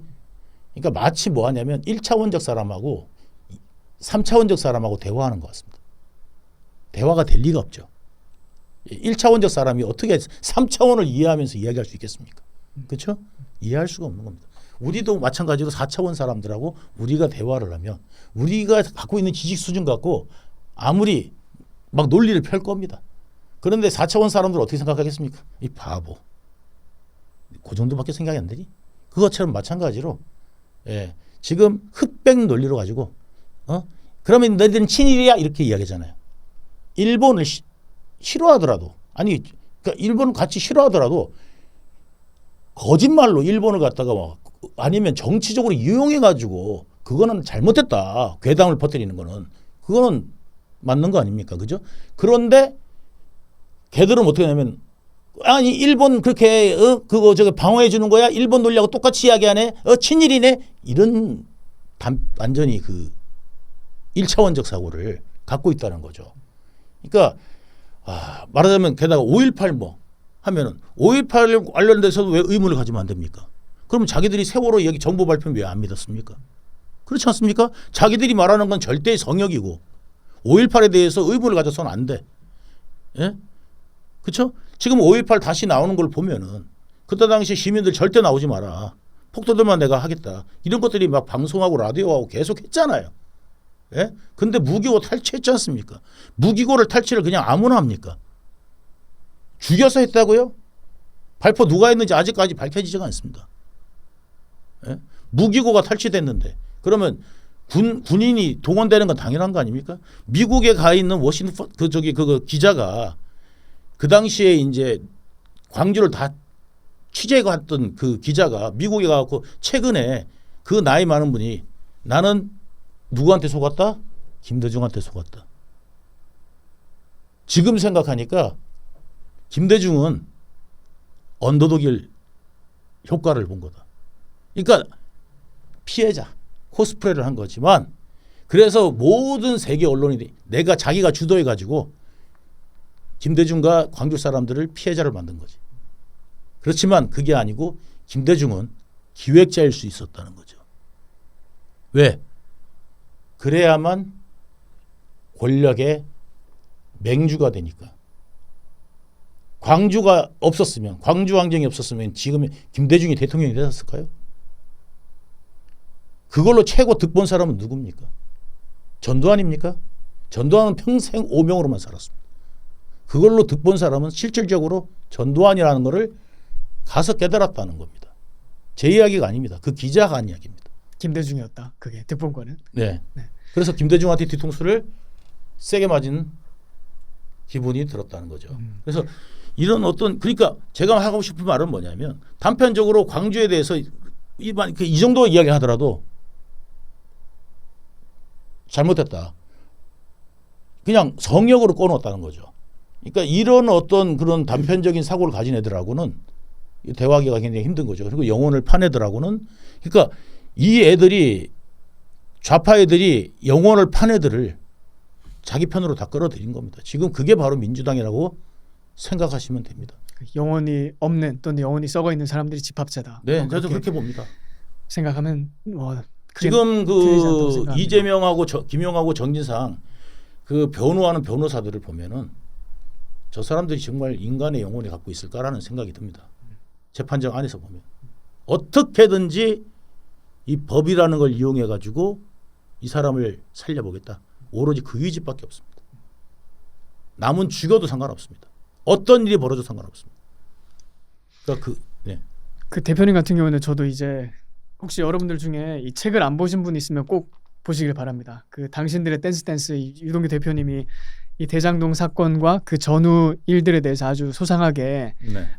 기록해 놓으신 책이거든요. 그래서 저도 읽었는데 읽어보니까 대장동 이런 사건이었구나라는 그 얼개를 이렇게 잡을 수 있겠더라고요. 그리고 또 대표님이 어떤 심경 변화가 있었는지도 이 책을 통해서 알 수 있었는데요. 특별히 그 중에 감옥에 계시면서 구치소인가요? 그게 감옥인가요? 구치소 계시면서 그 자살을 실제 시도하셨었잖아요. 네. 그때 뭐 어떤 심정이셨고 그다음에 사실상 그 이후로 굉장히 급격한 심경 변화를 경험하셨다고 이렇게 기록을 해놓으셨는데요. 그 부분에 대해서 좀 말씀을 나눠주시고 너무 힘들었어요. 감옥 생활이 너무 힘들고 고통스러워. 그러니까 그때 당시에 이제 모든 모함을 다 쓰고 그는 이제 내가 하고 싶은 말이 너무 그렇죠. 많았죠, 사실은. 그러니까 말하자면 저를 그냥 거대 빌런을 만들었어요. 핸드폰 던지고, 뭐 직원들한테 고함이나 지르고. 내가 그게 너무 억울해가지고. 그리고 또 대장동을 다 해먹는데 해먹은 놈. 총 책임을 졌던. 책임. 그러니까 실제 기획했던 사람이라고 그때. 그리고 이재명의 믿음을 배신하고 그걸 헤쳐먹은 놈. 그러니까 이재명이 시정을 잘 하려고 노력했는데 그 믿음을 배신하고 그 자리를 맡겨줬더니 그 엄청난 권력을 가지고 헤쳐먹은 개인의 사욕을 취하려고 했던 사람이라고 프레임이 됐던 거죠. 네, 그렇죠. 권력이라는 건 권력자가 주는 만큼의 용량의 권력이 있는 거지. 권력자가 준다고 해서 무소불위의 권력이 생기는 게 아닙니다. 의심하면 언제든지 회수해갈 수 있는 거고요. 그리고 끝없이 이재명 같은 류는 의심합니다. 그렇다면 다 주지 않습니다. 절대. 누구에게도. 하다못해 정진상한테도 끊임없이 주는 것 같아도 그렇지 않을 거라고 저는 생각합니다. 의심합니다. 아무도 안 믿습니다. 이재명은. 아마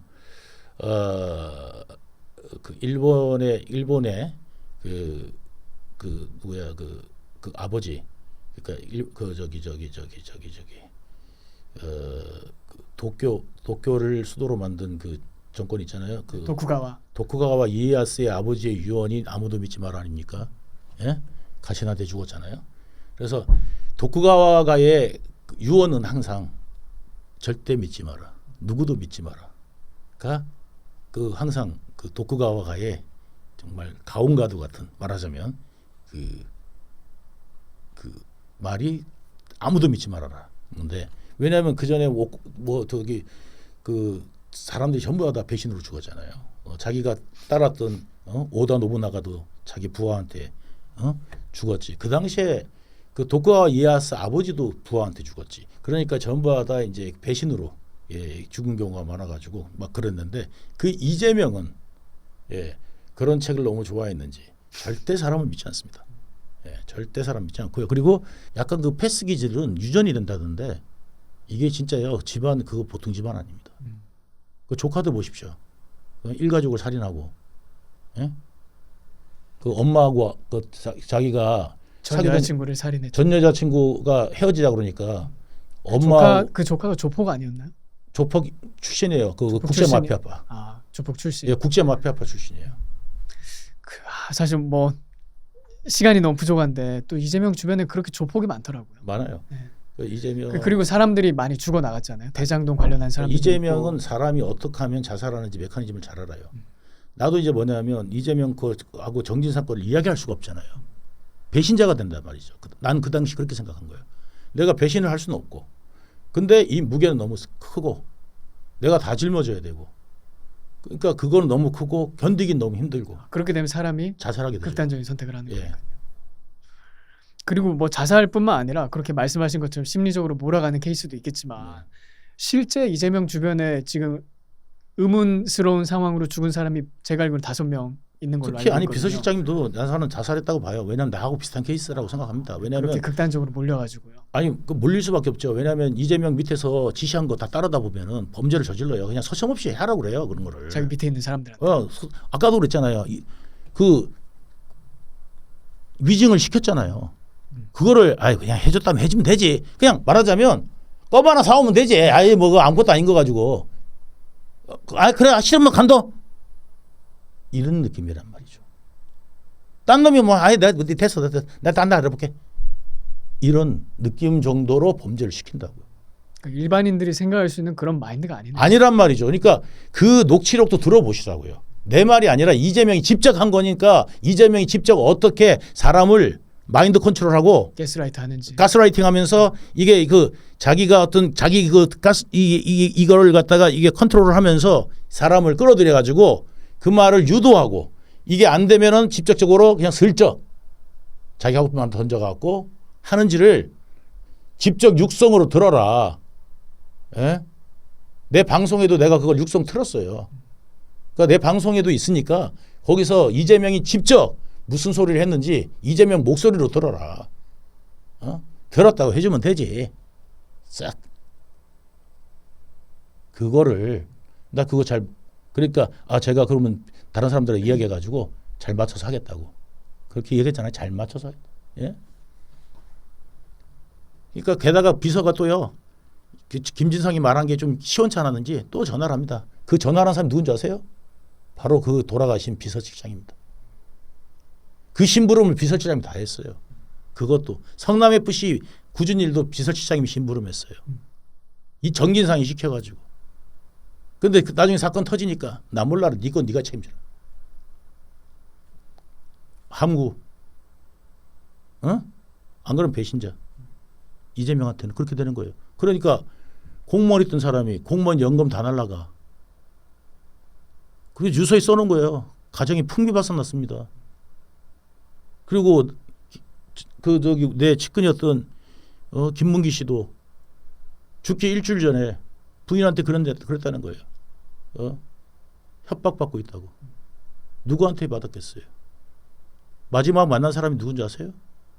화천대유 대표 이성문 만나고 와서 자살했어요. 예? 절망을 주는 겁니다. 사탄처럼. 그렇게 혹시 그러면 자살한 분들도 있지만 어떤 다른 의문도 있어요. 의문사 같은 것도 많이 있잖아요. 예, 그 남자친구 같은 경우, 배소연 남자친구 같은 경우는 의문이죠. 제가 얼마 전에 몇 달 전인가요? 그 기사에서 대표님이 운전하고 있는데 뭐 덤프트럭이 치려고 했다는 네. 그 기사도 본 것 같은데요. 네. 그런데 그런 거는 저는 의문으로 생각하고 싶지 않습니다. 왜 안 그러냐면 자꾸 그런 거에 되면은 확실한 거를 나는 이야기하고 있고 제가 보고 듣고 그 다음에 확실한 걸 이야기하고 있고 그것이 제가 이야기하다 보니까 그 자료들이 다 백데이터가 되고 이 자료나 성남시나 이런 데 다 자료가 있어요. 그거와 제 말이 일치하니까 증거 능력이 있는 거지 유동규가 그냥 말했다고 해갖고 그게 증거는 아닙니다. 그렇죠. 이 백데이터가 다 있기 때문에 판사님이 이 백데이터와 유동규의 말을 종합했는데 이 다 맞아떨어져. 그러니까 예를 들어서 내가 그날 비 온지 안 온지 어떻게 알겠어요. 그날 비 왔으면 안 되잖아요. 그리고 그 시간이 해가 졌으면 안 되잖아요. 일반적으로 5월 달에 5월 초에 예? 저녁에 6시 무렵에 해가 쨍쨍하다 이런 표현을 쓸 수 있을까? 해가 내리 비쳤다 이런 말을 쓸 수 있겠어요? 6시면 5월 달이면 그때가 해가 찡찡 쬐는지 안 겪어보면 모르잖아요. 그렇죠. 그거를 겪은 정민용이 겪어서 정민용이 주장한 내용과 제가 이야기한 내용과 이게 다 맞아떨어지는 거예요. 그죠? 그리고 돈도 없어졌어요. 그럼 돈을 가져와서 제가 어떻게 했겠어요? 그 사람이 돈 달래서 전화로도 다 들었어요. 돈 달라고 하는 이야기들을. 그러면 돈 달라고 바닥받는데 내가 중간에 다 썼다? 몇 개월 동안 내가 쳐가지고 그 돈 내가 어디다 다 써요? 그럼 내가 집이라도 있고 뭐가 있어야지. 빚만 있어 어떻게? 안 그렇겠어요? 그러니까 그 사람들이 선거 자금으로 달라고 그랬는데 안 줬으면 나한테 왜 전화를 계속 하겠냐고요. 안 그렇겠습니까? 그리고 형제들이라고 맨날 그랬는데 내가 그걸 안 주고 중간에 삥땅 다쳐서 썼다? 그게 말이 됩니까? 그리고 김명을 만나러 갈 때 내가 어디서 어떻게 만났는지 그리고 그때 당시에는 뭐냐면 도로가에 펜스가 있었는지 없었는지를 내가 어떻게 기억하겠어요. 그러니까 나중에 되니까 펜스가 생겼더라고요. 그때 당시 내 기억에는 그때는 뭐냐면 이렇게 그 공원이 사람들 잘 안 다니는 공원이 있어요. 그 공원에 김용희 차에 내려가지고 같이 몇 발짝 걸으니까 그 벤치가 있더라고. 거기 앉아서 둘이 이야기하는데 모기를 물리는 기력이 있어요. 내가 슬리퍼를 신고 갔던 것 같아요. 그래가지고 반바지에다가. 그래가지고 그때 모기가 물리니까 야, 형 모기 문다 그냥 가자. 해가지고 그때 갔던 기억이 있거든. 그래가지고 내가 그때 그 기억을 이야기를 한 거예요. 그죠? 그런데 나중에 보니까 펜스가 돼 있는 거야. 그 변호사들이 이 펜스 언제 쳤냐? 그 사건 이후에 펜스가 쳐진 거예요. 제가 이야기한 이후에. 그러니까 그런 식으로 이게 증언이 백업이 되는 거네요. 백업이 되는 거죠, 다. 그리고 내가 다 찍어서 갔어요. 어느 의자에 앉았냐? 내가 이 의자에 앉았다까지 다 찍었어요. 다 기억나니까 그거는 의자에. 어느 의자인지는. 그렇잖아요? 그래서 언제 대표님 이런 그 결심을 하셨어요? 그러니까 이제는 뭐 진짜 이게 나도 이거를 갖다가 나는 이렇게 전조지고 하면서 이 사건 전체를 나하고 김만배하고 이거를 교묘히 다 해가지고 이거 쌍방 김만배 말도 듣고 내 말도 듣고 한 거지. 그죠? 내 전화 끊고 김만배 말. 그리고 돈은 나한테 줬겠어요? 김만배는 나한테는 안 준다고 그러고 김만배가 누구한테 줬겠어요? 정진상한테 줬겠죠. 나는 분명히 받았다고 생각해요. 정진상이 달라는데 김만배가 안 줄 수 있겠어요? 이재명 돈인데? 그리고 마지막에 그렇게 살리려고 한 이유가 뭐겠어요? 돈이 그만큼 들어갔고. 그 다음에 자기 돈도 찾아야 되겠고. 이재명이 살아야 지금도 된다 생각하는 거니까. 이재명을 살리려는 사람이 누구예요 지금? 김만배입니까? 유동규입니까? 김만배가 진정으로 생각하는 사람이 이재명입니까? 유동규입니까? 그것만 봐도 누가 공범인지 나오지 않습니까? 그 대표님이 지금 그런 상황 가운데 언제 그러니까 결심을 하신 건가요? 내가 이제 결심이라는 거는 솔직하게 얘기하겠다. 네. 그런 어떤 순간이 그때 뭐냐면 있으셨을 것 같거든요. 마지막 그 순간은 뭐냐면 이제 우리 이제 차곡차곡 쌓여요. 사람의 결심이라는 게 한순간에 한순간이 되는 게 아니에요. 그 촉매제가 나중에 뭐냐면 그 변호사들이었지만 마지막 촉매제가 변호사였지만 구치소에 있을 때 왔던 변호사들이요. 아니요. 구치소가 아니라 나중에 이제 뭐냐면 그 가짜 변호사 새끼들. 구치소로 왔던 그 가짜 변호사 전병덕하고 그다음에 김보시 이런 변호사 놈 있어요. 이재명이 보낸 변호사. 내가 위에서 보내서 왔는데 하면서 왔던 변호사 있어요. 이재명 말대로 하면 위에서 왜 보내냐고 나를요. 안 그렇습니까? 쳐 죽일 놈 아닙니까? 그렇죠. 네. 나를 감시하고 그리고 자기들끼리도 문서가 있어요. 유동규 동태가 요즘 어때? 동태는 왜 살펴요? 죽일 놈인데 말이 안 되잖아요. 그 자료가 전부 다 검찰이 있으니까 검찰이 유동규가 그건 아니네. 그가 되는 거예요. 유동규가 씌울라서 씌워집니까 그게? 유동규가 했는데 이재명을 어떻게 씌웁니까? 혐의가 있어야 씌우지. 사실은 전부 다 위자서 시켜서 위에 것만 한 겁니다. 그게 아니라니까요. 자료가 다 있고 그다음에 내용이 전부 다 그걸 가리키고 있는 거죠. 지 않습니까? 제가 지금 말한 대로. 김만배가 나하고 동업자면 나를 살리려고 그래야지. 왜 이재명을 살리려고 하며. 지금도 마찬가지로 이재명하고 정진상이 왜 통화를 합니까? 마지막 순간에도. 그다음에 김만배 친구를 이재명이 특보로 왜 씁니까? 경기도 2급짜리예요. 2급이면 공무원 2급이면 어느 정도인지 아십니까? 이사관입니다. 이사관. 예? 행시 출신도 이사관 되기 힘들어요. 2급에다가 족보도 없는 사람 그 삼성 있잖아요. 그 부분장 하던 사람인데 그 사람 2급 경기도 2급 되려면 박사 막 정말 장난 아닙니다. 그런 사람 스펙 정도 돼야 2급 됩니다. 예. 근데 그런 사람을 갖다가 이재명이 자기가 그 특보하는데 족보도 모르는 사람을 갖다가 2급짜리 앉혀줬다고? 자기 바로 특보로? 김만배 친구예요. 예. 거기 그 뭐야 AI 협력관이라는 사람이 그 이재명이 그 사람이 들어올 때 그 자리를 만들고 그 사람이 나가고 난 다음에 그 자리를 없애버렸어요. 완전 위인 설관한 겁니다. 이재명이 김만배를 몰랐다면 왜 그 자리를 만들어줘요? 그리고 얼마나 대우했으면 2급으로 해줬겠어요. 이 방송을 뭐 보시는 예. 분들은 뭐 이재명과 김만배 제가 그다음에 이재명을 욕하거나 뭐 그런 게 아니라 네네. 있는 내용 그대로인 거고 사실 네 죄는 네가 받으라는 건데 내가 이재명 죄를 씌워줄 이유도 없고 지금은 그러고 싶지도 않고 그 사람은 나한테 덮어 씌우려던 사람이에요 오히려. 그리고 자기는 만약에 덮어 씌울래도 최상 가족들을 돌려줄게 내가 정도는 해야 되잖아. 가족까지 죽이려고 그랬잖아. 내 주변을 다 떠나게 만들려고 그랬다니까요. 그것도 못 믿어와서 어떻게 했냐면 내 아내한테 뭐를 시켰냐. 변호사 시켜가지고 나는 감옥에 있는데 그 이사했거든요. 그때 사이에 그 이사할 때 그 유사장님 거 웬만하면 다 버리십시오. 아 그렇게 얘기했어요. 뭐라고 했냐면 딱 집어 뭐냐면 USB나 특히 USB나 그 저기 노트북 USB 그 다음에 태블릿 뭐 이런 거 있으면 버리십시오. 왜 그렇겠어요?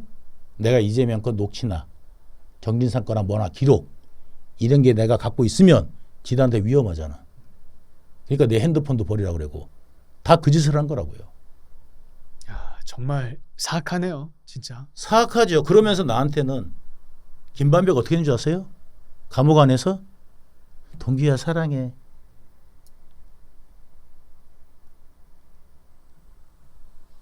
맨날 술 처먹을 때마다 우리는 형제다. 전지상. 그랬던 인간들이 어떻게 가족을 돌봐주기는커녕 가족이 위험에 빠지고 가족과도 전과자 만들고 내가 그러니까 나 때문에 이 사람들이 이렇게 피해를 받는구나 싶어갖고 정말 가고 싶지 않았겠어요? 지금 뭔가를 갖다가 뭐 이재명한테 덮어 씌운다? 그걸 감히 상상이나 하겠습니까? 그러니까 그거를 갖다가 이야기하는 사람들은 똑같은 일을 겪게 될 거예요. 인생에서. 똑같은 일을 겪을 때 내가 그거를 뭣도 모르고 비방하는 바람에 당신들이 그 일을 겪는다는 거를 꼭 기억해. 내가 감옥에서 그랬거든. 남의 고통이나 아픔을 생각을 못했다는 것이 내가 그렇게 경솔한 인간이었다는 걸 내가 감옥에서 비로소 깨달았다. 내가 그 죄를 왜 받는지를 감옥 안에서 그 억울함을 느끼면서 깨달았다.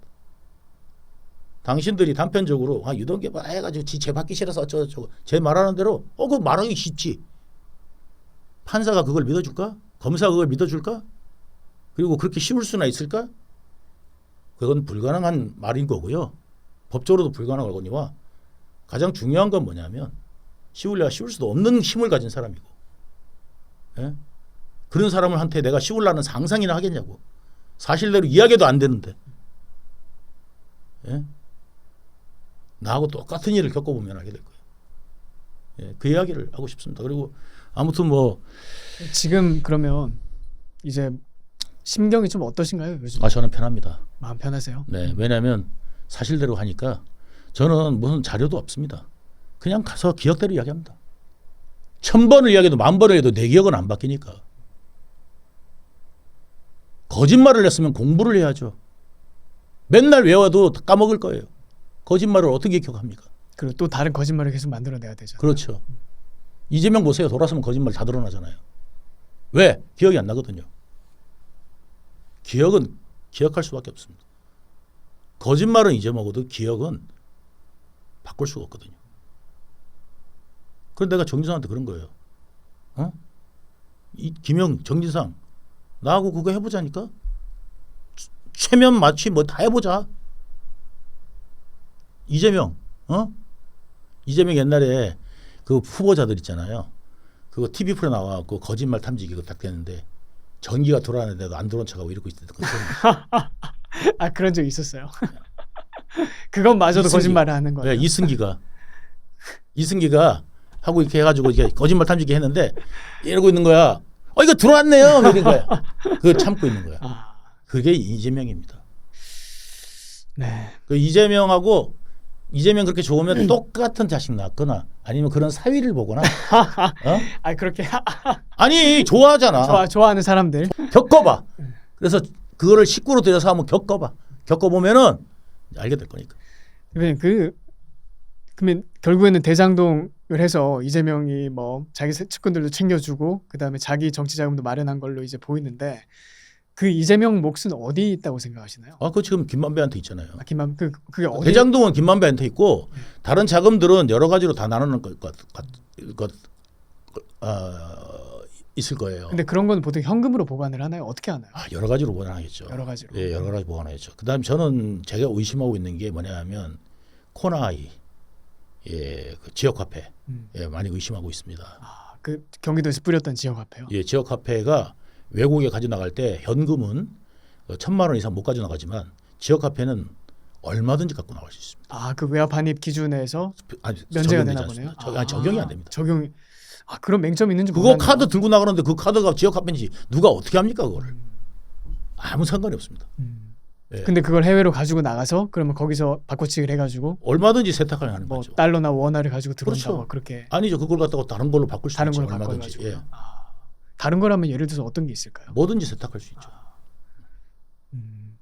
어쨌든 참 오늘 말씀하신 거 들어보니까 이재명이라는 사람이 생각보다 참 진짜 무섭고 사악한 사람이고 이 국민들이 좀 실체를 알았으면 좋겠어요. 어떤 사람인지. 그러니까 제가 오늘 첫 질문을 이재명이 어떤 사람인가를 여쭤봤던 이유도 이렇게 뭐 약간 오늘 이 방송을 보시면서 좀 대장동 이야기 또 유동규 대표님 개인의 이야기 또 이재명 이야기 이렇게 막 왔다 갔다 건너뛰면서 또 사람들 이름도 많이 나왔잖아요. 그래서 좀 정신이 없었을 수도 있고 또 네. 두서 없다고 생각하실 수도 있고 네. 근데 하나 확실한 건 이 모든 이야기를 통해서 우리가 인상을 받잖아요. 네. 이재명이 어떤 사람이구나라는 인상은 이 방송을 보시는 시청자들이 확실하게 좀 가져가셨으면 좋겠습니다. 그거 하나만 해도 네. 저는 오늘 뭐 이 방송을 촬영하고 또 선생님 모신 큰 의미가 있지 않나 이렇게 생각이 들고요.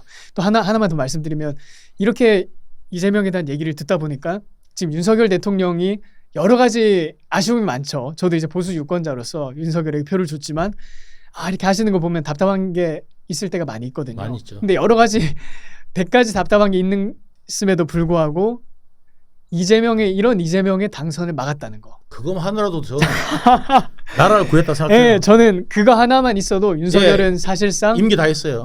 자기의 소임을 다했다. 저는 역사적 소임을 다했다. 그렇게 생각을 해도 이재명 막은 것만으로도 역사적 소임을 그렇죠. 하고. 이재명 막아서 끝났습니다. 이제 우리나라 그냥. 아까 말씀하신 뭐 조폭과의 연루 또 그냥 끝났습니다. 대장도. 그러니까 절단 내는 거는요. 물을 맑게 하긴 힘들어요. 그러니까 우리나라 같이 있잖아요. 아무것도 없는 나라에서 부전 자원도 없고, 예? 그 당시에는 인적 자원도 없었어요.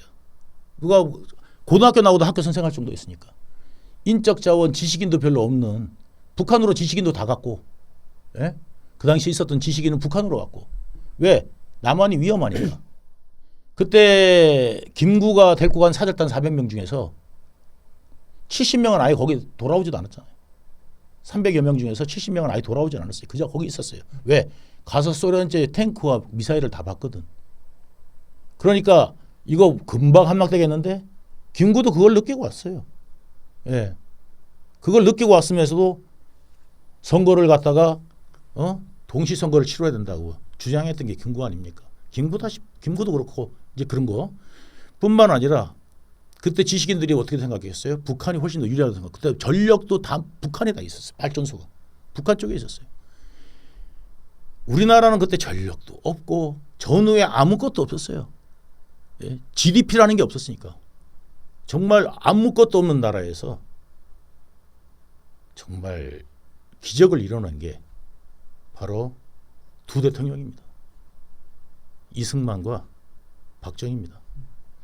그런데 왜냐하면 그 과정이나 이런 것들이 왜 그런지는 왜 제가 이런 말하냐 그냥 여러분들이 그냥 이야기하는 걸로 이야기하는 게 아닙니다. 명확한 근거와 역사적 사료와 자료가 다 있습니다. 우리나라가 뭘 없앴냐면 근대사를 없앴습니다. 여러분들 근대사 아십니까? 모른다고요. 모르면서 아는 척한다고요. 조선시대는 알고 고려시대는 알지만 전쟁 이후에 우리나라가 이런 산업화가 된 경위를 여러분들이 소상히 아십니까? 모른다고요. 고리 원자력 발전소가 어떻게 생긴지 아십니까? 모른다고요. 그 다음에 중공업 여기 울산 예? 울주군이 지금 울산 광역시가 된 계기 과정이 어떻게 된지 여러분 아십니까? 모른다고요. 전혀 모른다고요. 그리고 미국 사람들이 그 당시에 우리나라 어떻게 봤는지 여러분들은 아시냐고요. 샌프란시스코 조약은 하다못해 샌프란시스코 조약이라는 걸 또 아시냐고요. 모른다고요. 그러니까 여러분들이 안다고 생각하지 말고 제대로 비판을 하려면 알고 비판을 하고 모르면 좀 배워라, 알아라 라고 이야기하고 싶고 대화를 할 거면 언제든지 제천에 와서 물어봐라. 대화해 줄게 언제든지. 그 대표님 라이브도 하시죠? 라이브도 합니다. 라이브에서 와서 채팅창을 통해서 질문하면 개딸짓 되잖아요. 하지 말고 욕만 하고 가지 말고 궁금한 걸 물어라 차라리. 그럼 내가 답변해 줄게. 라는 이야기를 명확히 드리는 겁니다. 그리고 마지막으로 한 말씀을 드리면은 누구든지 다른 사람의 마리오네트가 될 수 있습니다. 나도 모르는 사이에. 아니면 자발적으로 마리오네트를 할 수도 있습니다. 조심하십시오. 언제 줄이 끊어질지는 줄을 잡고 있는 사람이 결정하는 거니까. 마리오네트면 그 꼭두각시인가요? 네.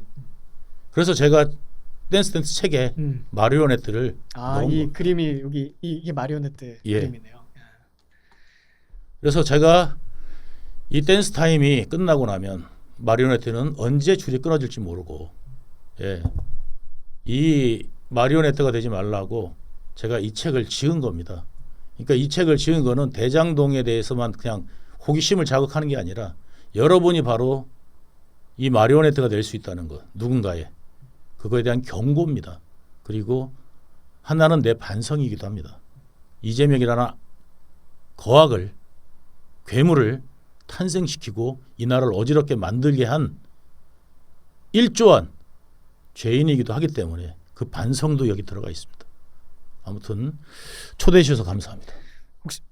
대표님 뭐 자살 안 하시죠? 절대 안 합니다. 하나님이 주신 생명을 제 스스로 끊지 않습니다. 알겠습니다. 유동규 대표님 오늘 시간 내주셔서 감사합니다. 네, 지금 무서운 거는 딱 오로지 하나님밖에 없습니다. 감사합니다.